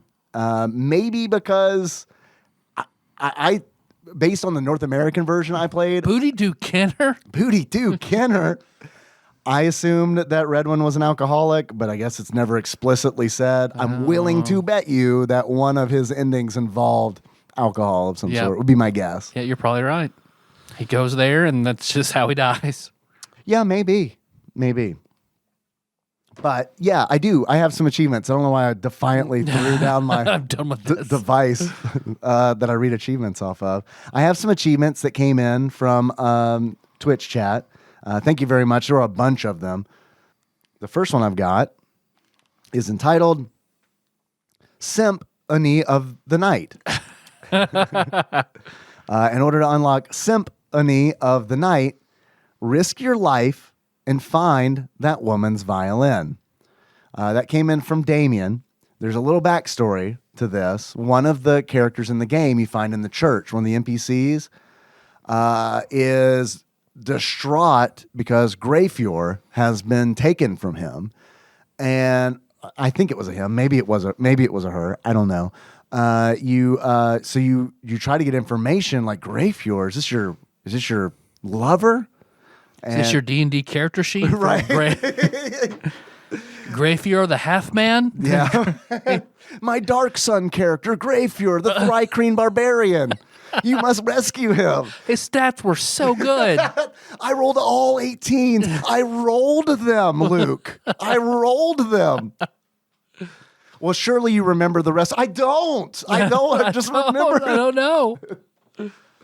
So, yeah, they won't leave unless you bring them their violin, which is really dumb, but also kind of... I'm just going to die. Pretty much. There's so many people on the ship who are just like, no, we're just going to die. We kind of came here to die. Right. We heard about that Titanic thing, so we kind of figured it would happen. So maybe it is a Call of Cthulhu thing.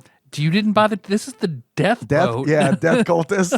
Death boat. This is where this was planned from the start. This is Sinky Ship Boat. Did you not read the ticket? This is how we get back, Kate. We gotta go back. Tyler, if you ran a Lost game, I would totally play it. We're none of the main characters. We're just randos on the island. Yeah. It's Elseworld's Tale. Let everybody else on a plane crash there. Perfect. We never leave the beach because Sawyer gives us all the tools we need for a certain amount of coconuts. You go get him pineapples and coconuts and bring him back, and he just gives you everything. We've built a new society. Next achievement I've got is, did I do that? In order to unlock, did I do that? You have to summon one or more passengers to their death. Did I choose that achievement so that I could read that in a Steve Urkel voice? You bet your sweet ass I did. You bet your bippy. That came in from Sandwich Pope Phil, who gets me. He does. And last achievement I have is called a 3-hour tour A 3-hour tour.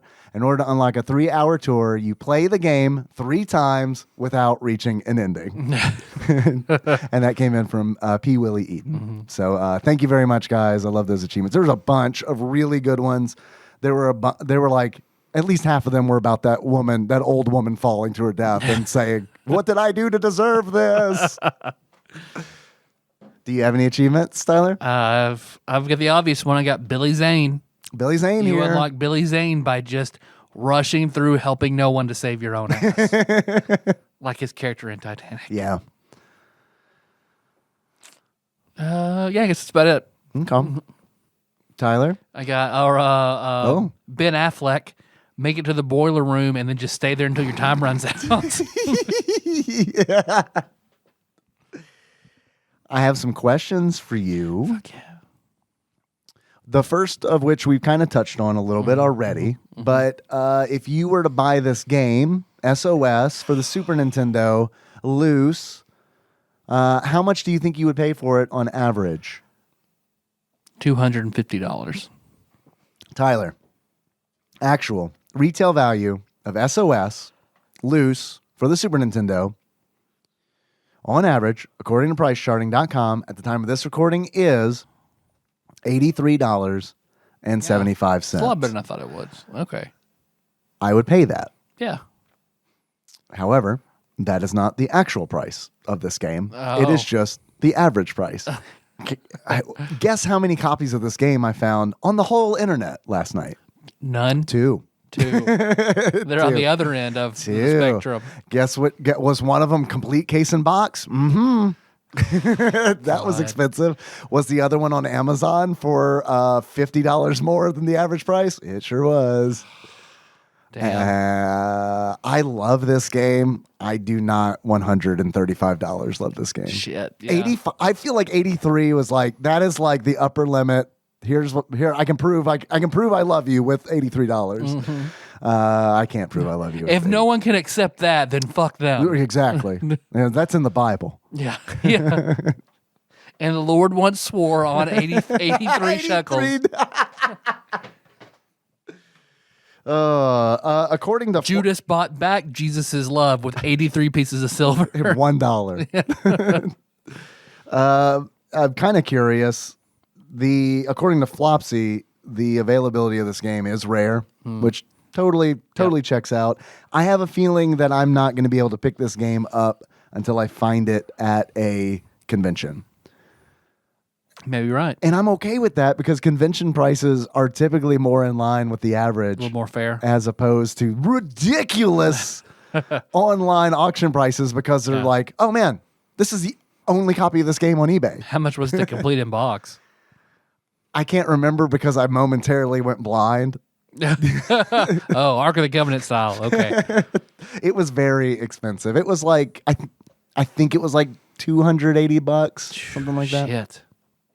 Which I say very expensive, but I know we've seen, I mean, that's still cheaper than a fucking loose copy of Earthbound right now. Yeah. Which is absolutely ridiculous, Yep. man. I got into this collecting shit way late in the game. Do you want to know how much SOS was in 2009? Like $10? Like $2. The only reason I haven't gone over to my brother's house and physically reclaim my copy of Earthbound You need to go get it. is just because the temperature in here is not controlled. Oh, yeah. So I'm leaving it over there until I get an air conditioner in here. I'll run more often, but yeah, I don't want to damage it. So Does I'm he leaving listen? it over there? Because Yeah. he might hide it. Probably.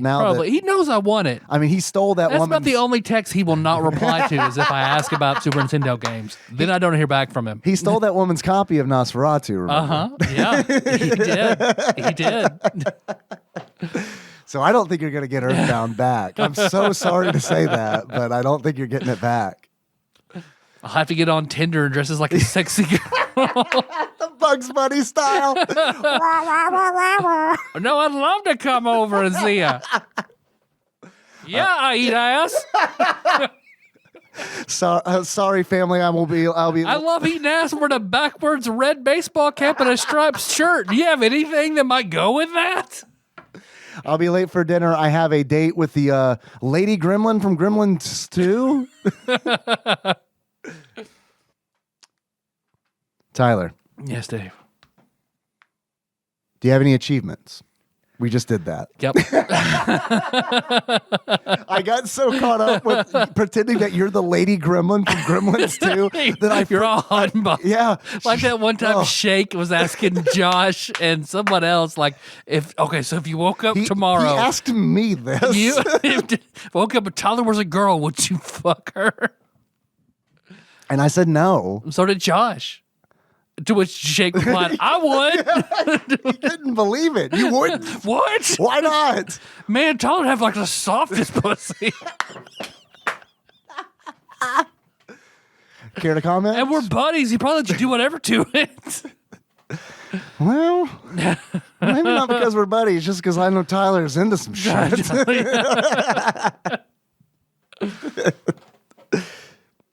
I mean, I've seen him fucking finger at apple caramel. I know. Josh has. I know what he can do. Oh, Tyler. Yes, Dave. How about a beard? Do you have a beard? Let's try beards instead. Do you have a beard? If you were to give this game a beard, that sums up how you feel about it. What kind of beard would it be? I like saying beard like that. I would have to give it a beard or facial hair of whomever was the head of Sega at the time of the Dreamcast. Oh, okay. Because the Dreamcast, again, wonderful, amazing system that was just a little too far ahead of its time for everyone to be ready for that kind of console. Yeah. I feel like that was always Sega's problem. Sega made a few mistakes. Yep. And like Sega Saturn being way, way, way up there. yeah, and also like just Sega of America and Sega of Japan, like never, like always trying to fucking cancel each other. Like, I mean, because they did not get along at all. And then it's like with Sega CD and everything coming out, and it's like the 32X, like all like the timing of all this shit was just so bad. Their timing was always bad, Yep. it seems like, Yep. because you got that, and then like what you're talking about with Dreamcast and the Saturn. Yeah. Yeah, the 32X to try and lengthen the Genesis's life. Right. And yeah. Yeah. Tyler. Jaguar, was the Jaguar? Was that Sega? No, that was Atari. Atari. Yeah. Yeah. And then you had the 3DO as well.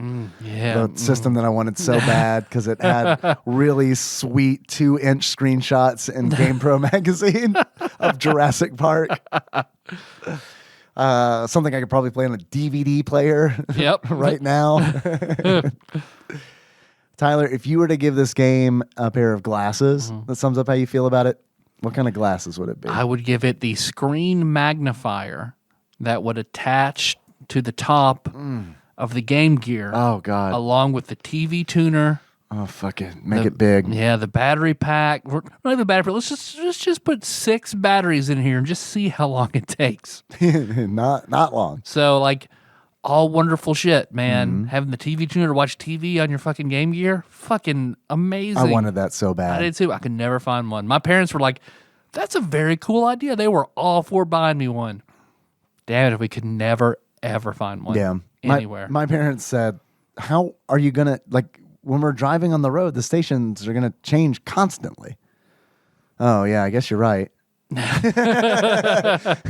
it's pretty cool, though, right? Yeah, it's cool, but wouldn't you rather, like, play Sonic 2 that came with it forever? Yeah.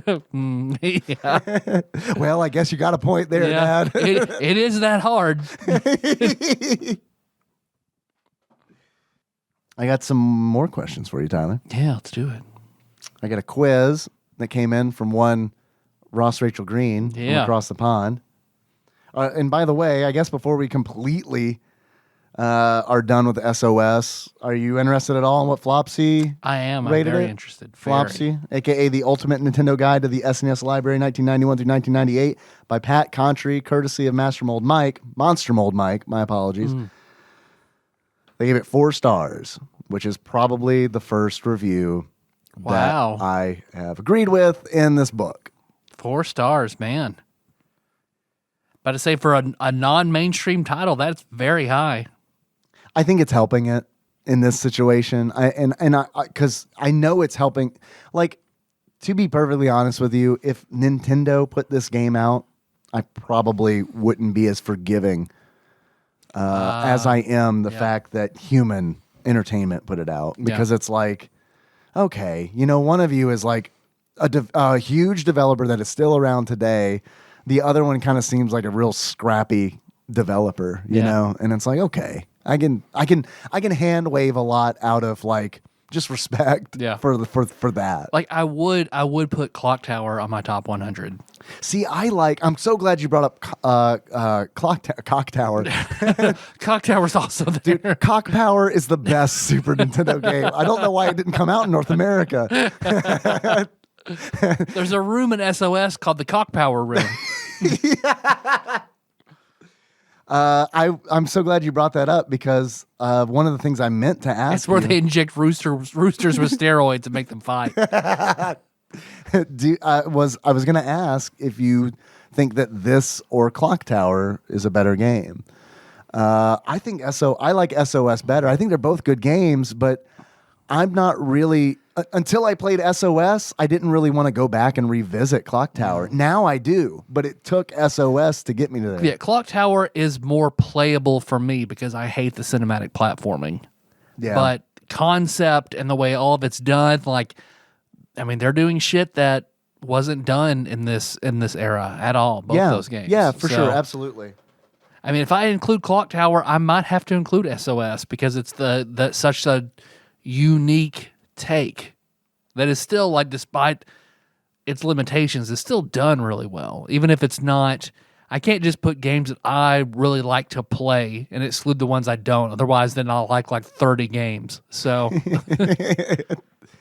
there's another Human Entertainment Super Nintendo game that was released in Japan and Europe, but didn't come out here, that I'm really interested in. The firefighter game? Yeah, called The Fireman. And Twitch chat last night told me that there's a similar game to that, I think, called The Ignition Factor, which did come out in North America, I believe. So we'll get to that eventually. Okay. I would really like to try, I really want to try The Fireman after having played Clock Tower and SOS, because The Fireman is it's a game about being a fireman and putting out fires, but from the thumbnails and everything that I've seen, it looks more like a traditional Super Nintendo game. It looked like something they play on Nick Arcade for all right, first to 2,000 points. First to put out 18 fires. Yep. It was not Joey Fatone. He didn't put out enough fires. It's just people running around the very first room running out of hose water. Nope, no points. Sorry, gotta go back. Good try. They should redo Nick Arcade and make them play the same games from that era. But people who were kids during the first one now disenfranchise adults. Oh, it's like a Tosh.0 web redemption. People fat trying to squeeze into those suits to do the last thing where they're trying to get the gems. Oh, fuck yes. Yeah. They kind of have something like that at the Mario Brothers. Millennial Arcade. Oh, no, I love that. They kind of have that end segment, the green screen segment. They kind of have that at the Universal Studios Mario Park really? In Japan. I was watching a 40-minute. Henry and I were watching this 40-minute video of someone vlogging from there, and it's they've got this game where instead of it being a green screen, it uses people's shadows to interact with different Mario elements. I'd be lying if I said that I did not think about Nick Arcade when I saw that, because it's leave it to Nintendo and Universal Studios to figure it out. Yep. All right. 30 years later. Leave it to Nintendo to somehow improve upon 30-year-old technology. Well, to be honest, if anyone can develop a gimmick, it's Nintendo. Yep. So. I wasn't really being sarcastic. Yes, if Sega was always ahead of its time, Nintendo was pretty much always 2 steps behind. Yeah. Oh, all right. Tyler, we have a quiz from one Ross Rachel Green entitled More Randomized Fun. Ross begins, let me start by saying that I am a responsible pet owner. Oh, God. Yeah. Unlike me. That's most good stories start. Unlike me, who let Cheetos out of the house. He even invokes the name of one Bob Barker in this very sentence. And like Bob Barker says, I always have my pets spayed and neutered. I think this is a response to his last quiz intro where I was like, get that cat fixed. Get that horny cat's guts out of it. Tear it out. It's making it horny. Ross continues, my 2 annoying on-heat kittens are only 7 months old, and it's hard to get shit done in lockdown. Do it yourself. I just got to keep fingering these cats. You know what? That's one thing that Americans have. It's that, like, do-it-yourselfedness, you know? Mm-hmm. We'll straight up. It's that whole fuck quarantine thing. I'm going to go out and do whatever that Americans have that no other country really has. We will remove our cat's guts by ourselves. That's a lie. We won't do that. Ross continues, it's hard to get shit done in lockdown, but rest assured that once I can, I will have their innards scooped out like a melon. I assume that's right. I'm not a vet. Yeah, so it just looks like a honeydew down there. I think you nailed it. Yep. Ross continues, with that out of the way, today was the last day of a 4-day weekend. So for the rest of the week, I will have no idea what day it is. There is a little bit of an inside joke where for a period of time, Zalnop relied on Isabel in Animal Crossing New Horizons to tell him what day it was. And I love that. Ross continues, I did order a pre-built PC at a good price with the parts I wanted, but there was a problem with the payment. I want to know what video card you got, Ross. What video card you get? The accounts team didn't get back to me until I chased them 3 times, and their only answer was to place the order again, despite the delivery date being pushed back an extra week. So I refused on principle, and now I am no closer to getting a GPU. Which reminds me, I am going to check my email real quick because I am in a lottery to have the privilege of purchasing the video card that I want to purchase. Let me refresh my email. No updates. I don't think I got it. At a regular price? Ross Slightly continues. elevated. So anyway, SNES questions. I will say this. I am buying it from a licensed retailer. Okay. Whether or not they are staying within MSRP, it's cheaper than it is anywhere else. Yeah, no, I understand. Question 1, Tyler, are you ready? Yes. This M stars a squirrel throwing acorns as ammo. I also fondly remember this game, despite playing it recently and it being awful. Mr. Nuts. Mr. Nuts, locking it in. It is, in fact, Mr. Nuts. How did you know that? I vaguely remember scrolling across it and being like, oh, Mr. Nuts. Mr. Nuts. With a Z. It's extreme. Well done. Thank you.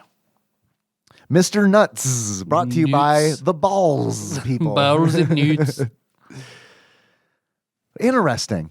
Yeah, those are both nicknames for male genitalia, and they both end with Z. Was that Nintendo? Well, I can't wait to get Ms. Pussy with two Z's. Two Z's and an I. Nintendo of America's fine with pussy. Just anything related to a male's testicles, you got to put a Z on it. Next question. Big Mommy Milkies for the SNES. I'd play it. I'd play it. It's a ROM hack of the Fireman game. Next question. This J stars the father of a family fighting space pirates with a pneumo-osmotic precipitator, aka vacuum cleaner. Read that again. This J stars the father of a family fighting space pirates with a pneumo-osmotic precipitator, a.k.a. vacuum cleaner. Is that a Jetsons game? Jetsons, comma, the That something, colon, something, like something, something? Yeah. Is my guess. Yeah, the Jetsons. I don't know what the full title of that might be. No, Jetsons. Logging it Good in. enough. It is Jetsons, comma, the colon, invasion of the planet pirates. That just reminds me that Pixel Star also dropped a Super Metroid version with all the monsters, but I'm not a Super Metroid guy, so I did not pick that up. But it's there. Oh, I thought for a minute there, I got really confused. I was like, was there a version of Super Metroid where they included Guy from Final Fight? I thought you said Super Metroid. You said I'm not a Super Metroid guy, and the only part my brain picked out was Super Metroid guy. And I was desperately trying to figure that out. That'd be pretty good, though. I'd probably like Super Metroid a whole hell of a lot more if I could play as Guy. Next question. This D sees two youngsters fighting through evil television shows. Oh, shit. I feel like we should know that. Evil television shows? Yeah. It's a D. Two youngsters. Is this based on a property? I don't know. I feel like that sounds vaguely familiar. Evil television shows? Yeah. Like Jump. Yeah. Like Jump? I mean, I feel like I might have even played something like that before. What was the name of it? Why are you going to ask me the hard questions? Can't you just ask me stuff I vaguely remember? Okay, all right. I can try. You remember that one time after school you had that pop ice? Yeah, okay, you're right. This is the D. And it sees two youngsters fighting through evil television shows. So are they in the shows? Is this Ren and Stimpy Vidiots? I think it's something like that where they get sucked into a TV and they're finding their way through evil, like they're flipping channels and they're in a different. Is it Stay Tuned? It's not. That it doesn't sounds start familiar. with a D. Deprogrammed. I don't know. D's Nuts? D's with Nuts? A C? Yeah. D's Mr. Nuts? Dr. Nuts? The sequel? Please, Dr. Nuts. Yeah. This D sees two youngsters fighting through evil television shows. Two youngsters. I don't know. I'll never think of it. Dino Boys. Perfect. Locking it in. It is Dream TV. Okay. Which is maybe the sequel to Smash TV. Yeah. The prequel. Yeah. It started as a dream, ended as a nightmare. Oh, that's so good. Jesus, it just writes itself. Next question. This W sees the star of the game escaping an enemy castle. A W about escaping an enemy castle. Yeah. The star of the game escapes an enemy castle. Symphony of the Night. Yep. Walt Disney presents Walt Disney's Symphony of the Night. Fantasia of the Night.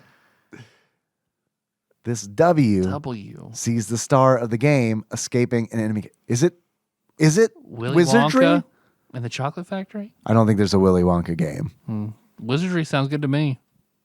Wizardry, right? Sure. It's gotta be. Yeah. Right? Yeah. Probably not. Gonna lock it in anyway. Close enough. It is. Fuck. God damn it. It's Wolfenstein 3D. I forget that that's on the Super Nintendo because it shouldn't be. I've never played it, so I look forward to it. Oh man, I don't want your first experience with Wolfenstein 3D to be on the Super Nintendo. All right, well. Next question. This Super T is based on a popular at the time toy and sees you bringing color to a grayscale level. Popular toy where you bring color, and he spelled it the British way, if that makes a difference. It does. It means it's bullshit. Okay. Invalid question. Next question. Super T. Super T. Super T Rainbow Bride. Super T Rainbow Bright. Trainbow Bride. Train bro. Please, Dr. Train Bro. Dr. Train Bro. I bet there's a YouTuber out there named Train Bro. I hope so. God. I hope it's like someone's grandfather who talks like a 20-year-old. I'd give anything. It's talking about trains. Oh. He wears a little conductor God, my cap. grandpa's such a train bro. Oh, God. Reverend Lovejoy is such a train bro. Look to your right. See the sad man. This Super T is based on a popular toy. All right. Can we work from there? Super Trolls. Oh. Oh, Trolls? Super Troll Island? Was that the name of the game? I can't remember. Maybe. I like this. I know there's one troll game. There is. Yeah. That's called like Gem Hunters or something like Yeah, that. But then I the think stone people. but I think there's also another one. Super Troll. Super Troll. Locking it in. It is Super Troll Islands. We fucking Count it. did Count it. it. We did it. All right. Next question. This Super B is an exclusive to the SNES simulation games. Oh God. Okay. Let me start over. This Super B is an exclusive to the SNES simulation game set in the Middle East. It's a simulation game set in the Middle East. Means I hate it, whatever it is. Super Bitchin' War. Super Bitchin' War. Yeah. Locking it in because I don't know. It is Super Battle Tank 2. Yeah, point got in there. We should have known that one. Next question. This L was one of 6 SNES games programmed by Brian Greenstone. It's in all caps. Who wrote, quote, "I never liked this game. I don't want to talk about it," end quote. It's an L. Was one of 6 games programmed by Brian Greenstone. Maybe that's a hint. So Lemmings. Lemmings 2. It probably is. It's probably Lemmings 2. Yeah. Right? Although it has to be. Yeah? Or Lemmings, like you said. I'm trying to think of something with green stone, but I mean, we should probably recognize that name, but I don't. Starts with an L. Mm-hmm. It's probably. I think you're right on, dude. Okay. Which do you want to do? Lemmings 2. Lemmings 2? That had a Super Nintendo release? I really honestly don't know. I know Lemmings did. I know Lemmings. Okay, Lemmings. Locking it in. It is Lester the Unlikely. Oh. So close. Yep. I love us agonizing over which Lemmings was it? Oh, turns out it was Family Feud. Next question. Law Family Feud, the French version. Les Families de Feud. This D has too many game modes. That's what she said. Men's indoor and women's beach, because of course we want to see 16-bit bikini babes. So the what? Starts with a D. It has 2 game modes, men's indoor and women's beach. Seems like it's a volleyball game, perhaps. It's got to be. But it starts with a D. What's a volleyball term for that starts with a D? Spike? Yep. Down for some volleyball? Sounds good. Downtown volleyball? Downtown Julie Brown's volleyball Presents. game. Presents volleyball. I'd play the shit out of that now, and I would have as a kid as well. My dad also would have been down to play that. Get that volleyball game? Downtown Julie Brown presents Sure. volleyball, locking it in. It is Dig and Spike volleyball. We were getting there. We were there. Dig, I never in a million years would have gotten Nope. though. Next question. This B takes 2 similar franchises and smashes them together into an unappetizing paste. Battletoads and Double Dragon. Battletoads and Double Dragon. I think you're right. I'm going to lock that in. It's a recent purchase of mine. Do I regret it? Slightly. It is, in fact, Battletoads and Double Dragon, the ultimate team. Yeah. Was I in a different state of mind when I bought that game? You bet. Had I just played Super Double Dragon? Mm-hmm. It was like, I want more of this, but bad. Next. What would it be like to play this but turbo turtle levels of frustration? Next question. This Super B is based on a board game and features both turn-based and real-time gameplay.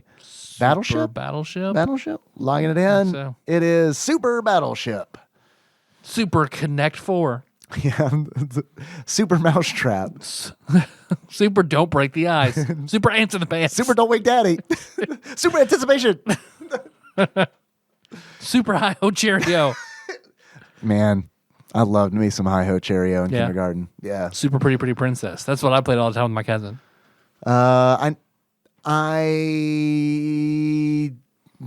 don't think I ever played that, but I think that I must have because that had like cards to it, right?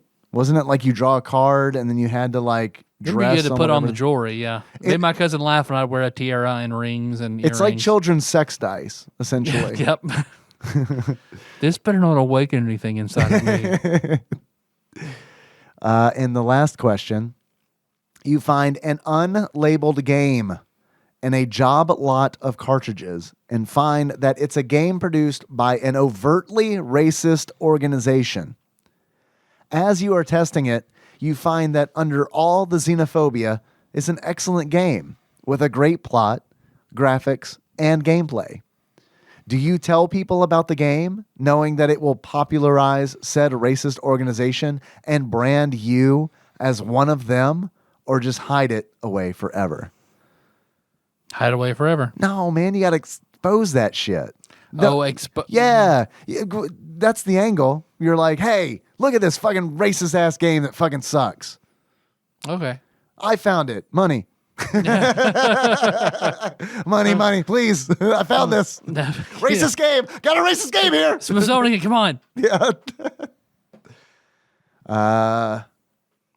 Dear David Duke, have I got a game for you? Is it $500, please. Is it a presidential candidate simulator?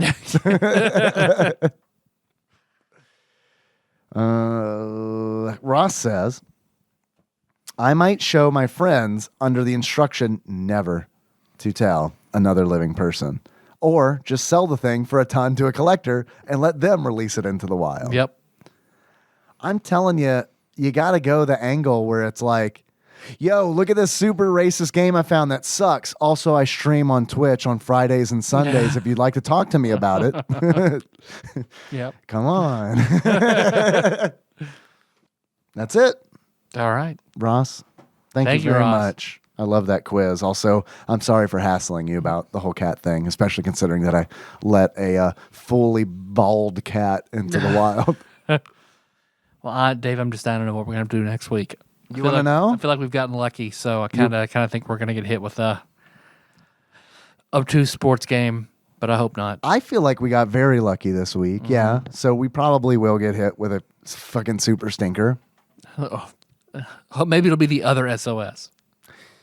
Or we could just play the other SOS. Oh, go ahead. I don't really want to do that. I don't want to have two SOSs in our stream back to back, just on our iTunes screen. Yeah. So I'm gonna go over here and grab this batter up peripheral, Please. plug it in, put one on the ground, one on my head, Wild and Crazy Kid style. Pull my no-no in a random direction. Please. Turn a circle. Say the prayer we all love to say.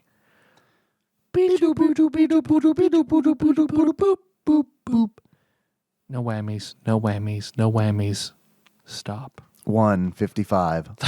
They just one. 1. Seven Saga? Yeah, we've already done it. 3 ninjas kick back. 157. 155. 155. I know that makes a big difference. 155. So that's probably the F's.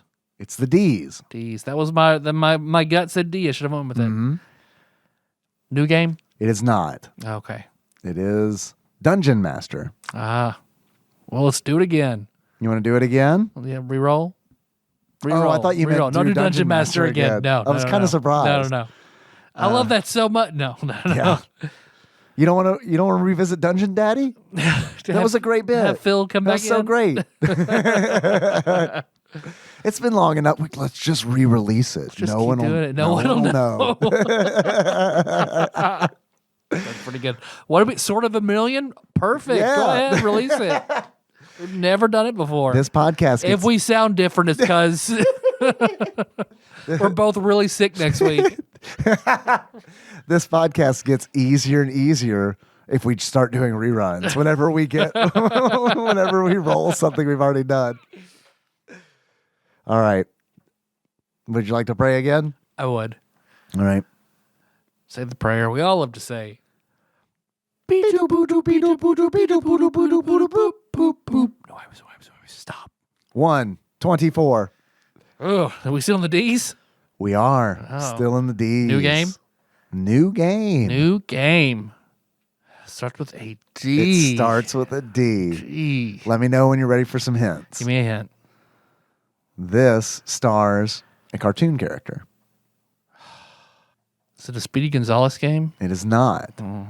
It is Daffy Duck, The Marvin Missions. Oh, shit. Okay. All right. I've heard this is fun, but Have really, you? really hard. Oh. Really, really hard. But it's fun. Yep.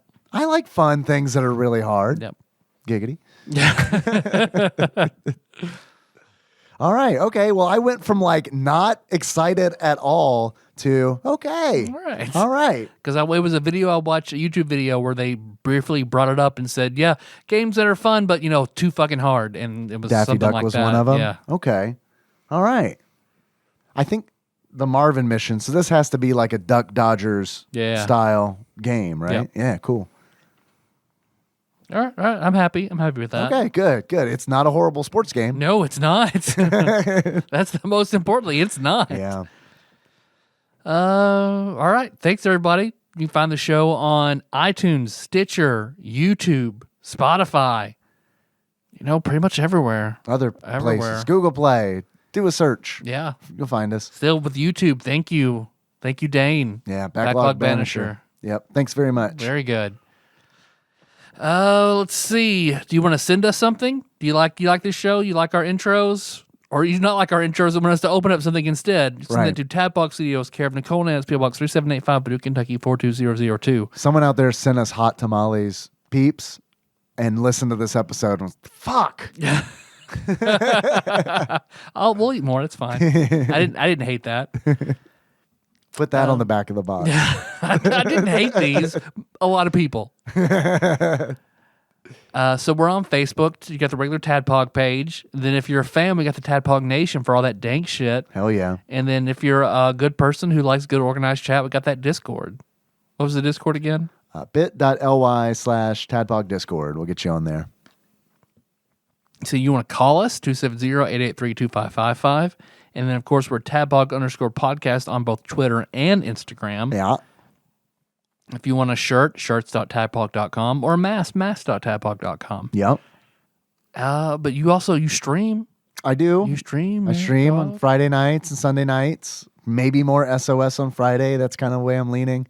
I did Turtles in Time on last Friday because it's the, speaking of the Discord, it's the SNES game of the month on the TADPOG Discord. Boy, I haven't played that game since we discussed it on the show.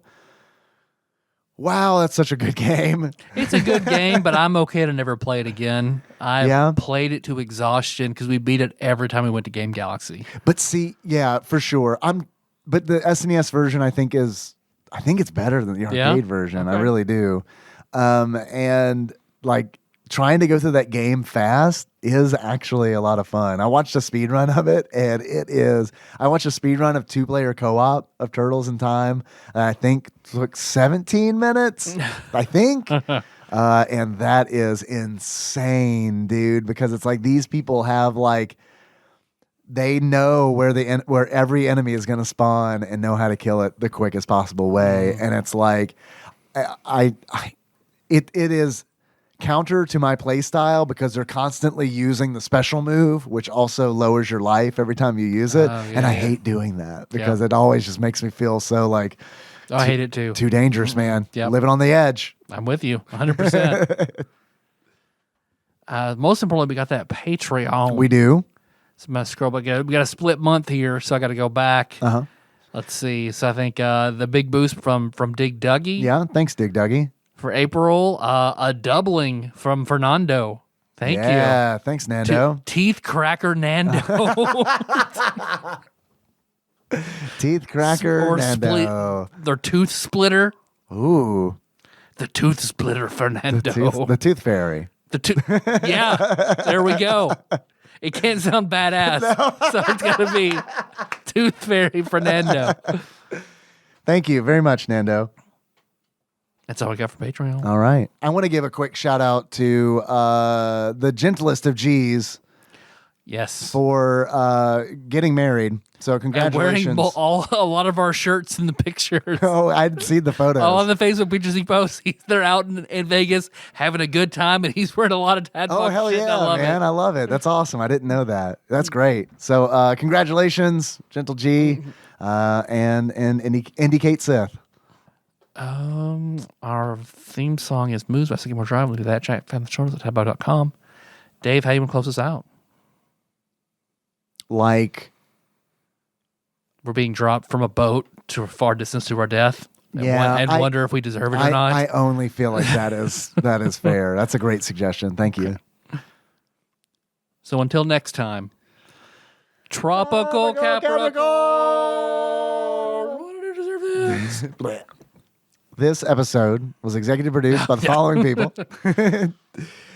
These are the folks who donate at $20 or more a month. Thank you very much, you guys. It goes a long way, and we really appreciate it.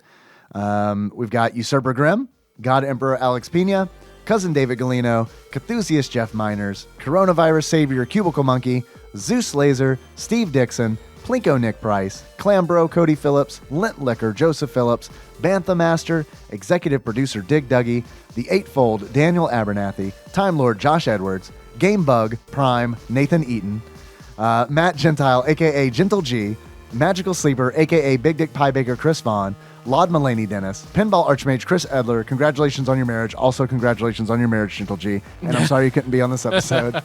Drew and Bailey, congratulations to you guys too. Fuck it, why not? Sandwich Pope Phil Hawkins. Well, maybe I don't want to take anything away from Pinball Archmage Chris, but like maybe that title goes to congratulations on your marriage goes to the most recent married person. I think you're right. It's going to take practice on saying Pinball Archmage Chris Adler, congratulations on your marriage. I'm sorry you can't be on this episode. Also, Sandwich Pope Phil Hawkins, Drinksmith Joey Webster, Big Daddy Paul Anderson. I said Big Daddied Paul Anderson. You know, Big Daddy. That doesn't sound right at all. And Master Cycle Baron Kevin Link. Thank you guys very much. Very, very, very much. Appreciate it.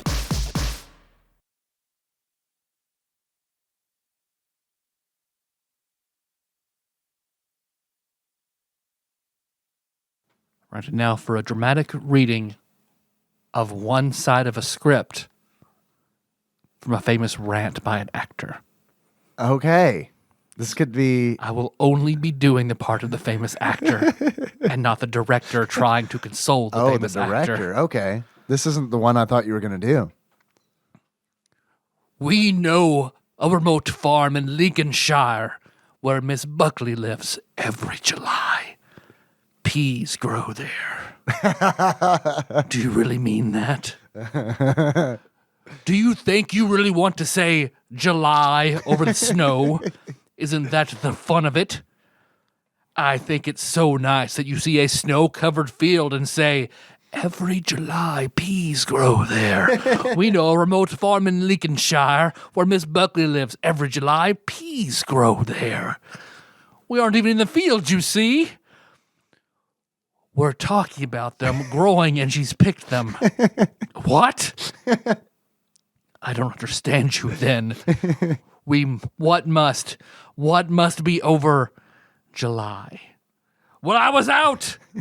We were onto a can of peas, a big dish of peas, and I said, in July. That is where I say in July.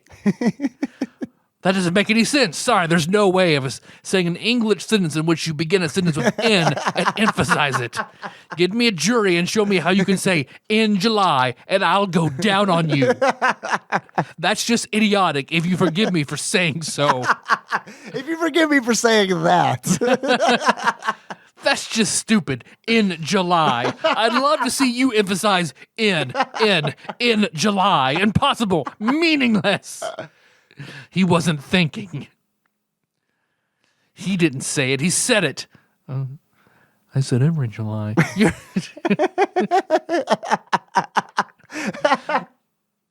No, you don't mean every July.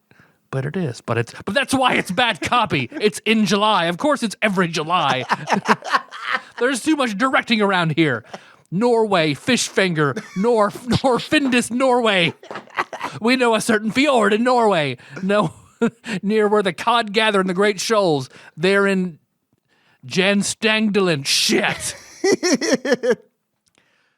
Yeah, rolled it around. I have no more time. You don't know what I'm up against because of the things that are only correct because they're grammatical. They're tough on the ear. You see, this is a very wearing one. It's unpleasant to read, unrewarding, because find us freeze the cod at sea and then add a crumb crisp coating. Oh, that's tough. Crumb crisp coating. I think it's because of the way it's written. You need to break it up. It's not as conversationally written. Take crumb out. That's the word. Take crumb out. Good. Here under protest is beef burgers. We know a little place in the American Far West where Charlie Briggs chops up the finest prairie-fed beef and tastes. This is a lot of shit, you know that? You want one more? More on buck beef? Well, you missed the first beef, actually, completely. What do you mean you missed it? You're emphasizing prairie fed, but you can't emphasize beef. That's like wanting me to emphasize in before July. Come on, fellas, you're losing your heads. I wouldn't direct any actor like this in Shakespeare. Will you do this? It's impossible. The right reading is the one I'm giving. I spent 20 minutes more than you people on any of the commercials you've ever made. You're such pests. Now, what is it that you want? In the depths of your ignorance, what is it that you want? Whatever it is, I can't deliver because I just don't see it. Well, that one's fine. It really is. Here you go. This isn't worth it. No money is worth listening to this. Then Orson Welles leaves the studio. Oh, I thought that was a Michael Jordan Gatorade commercial. Pretty close. For the pea-flavored Gatorade. Casey not listened to that for such a long time. The Orson Welles? Or is it in you? Is it in you? Is it in you? Is it in you? When you were talking about emphasizing in July, that's the first thing that came to my mind was Michael Jordan trying to do all those takes for Gatorade. Is it in you? Is it in you? No. Is it in you? Is it in you? It's like a robot trying to be a human.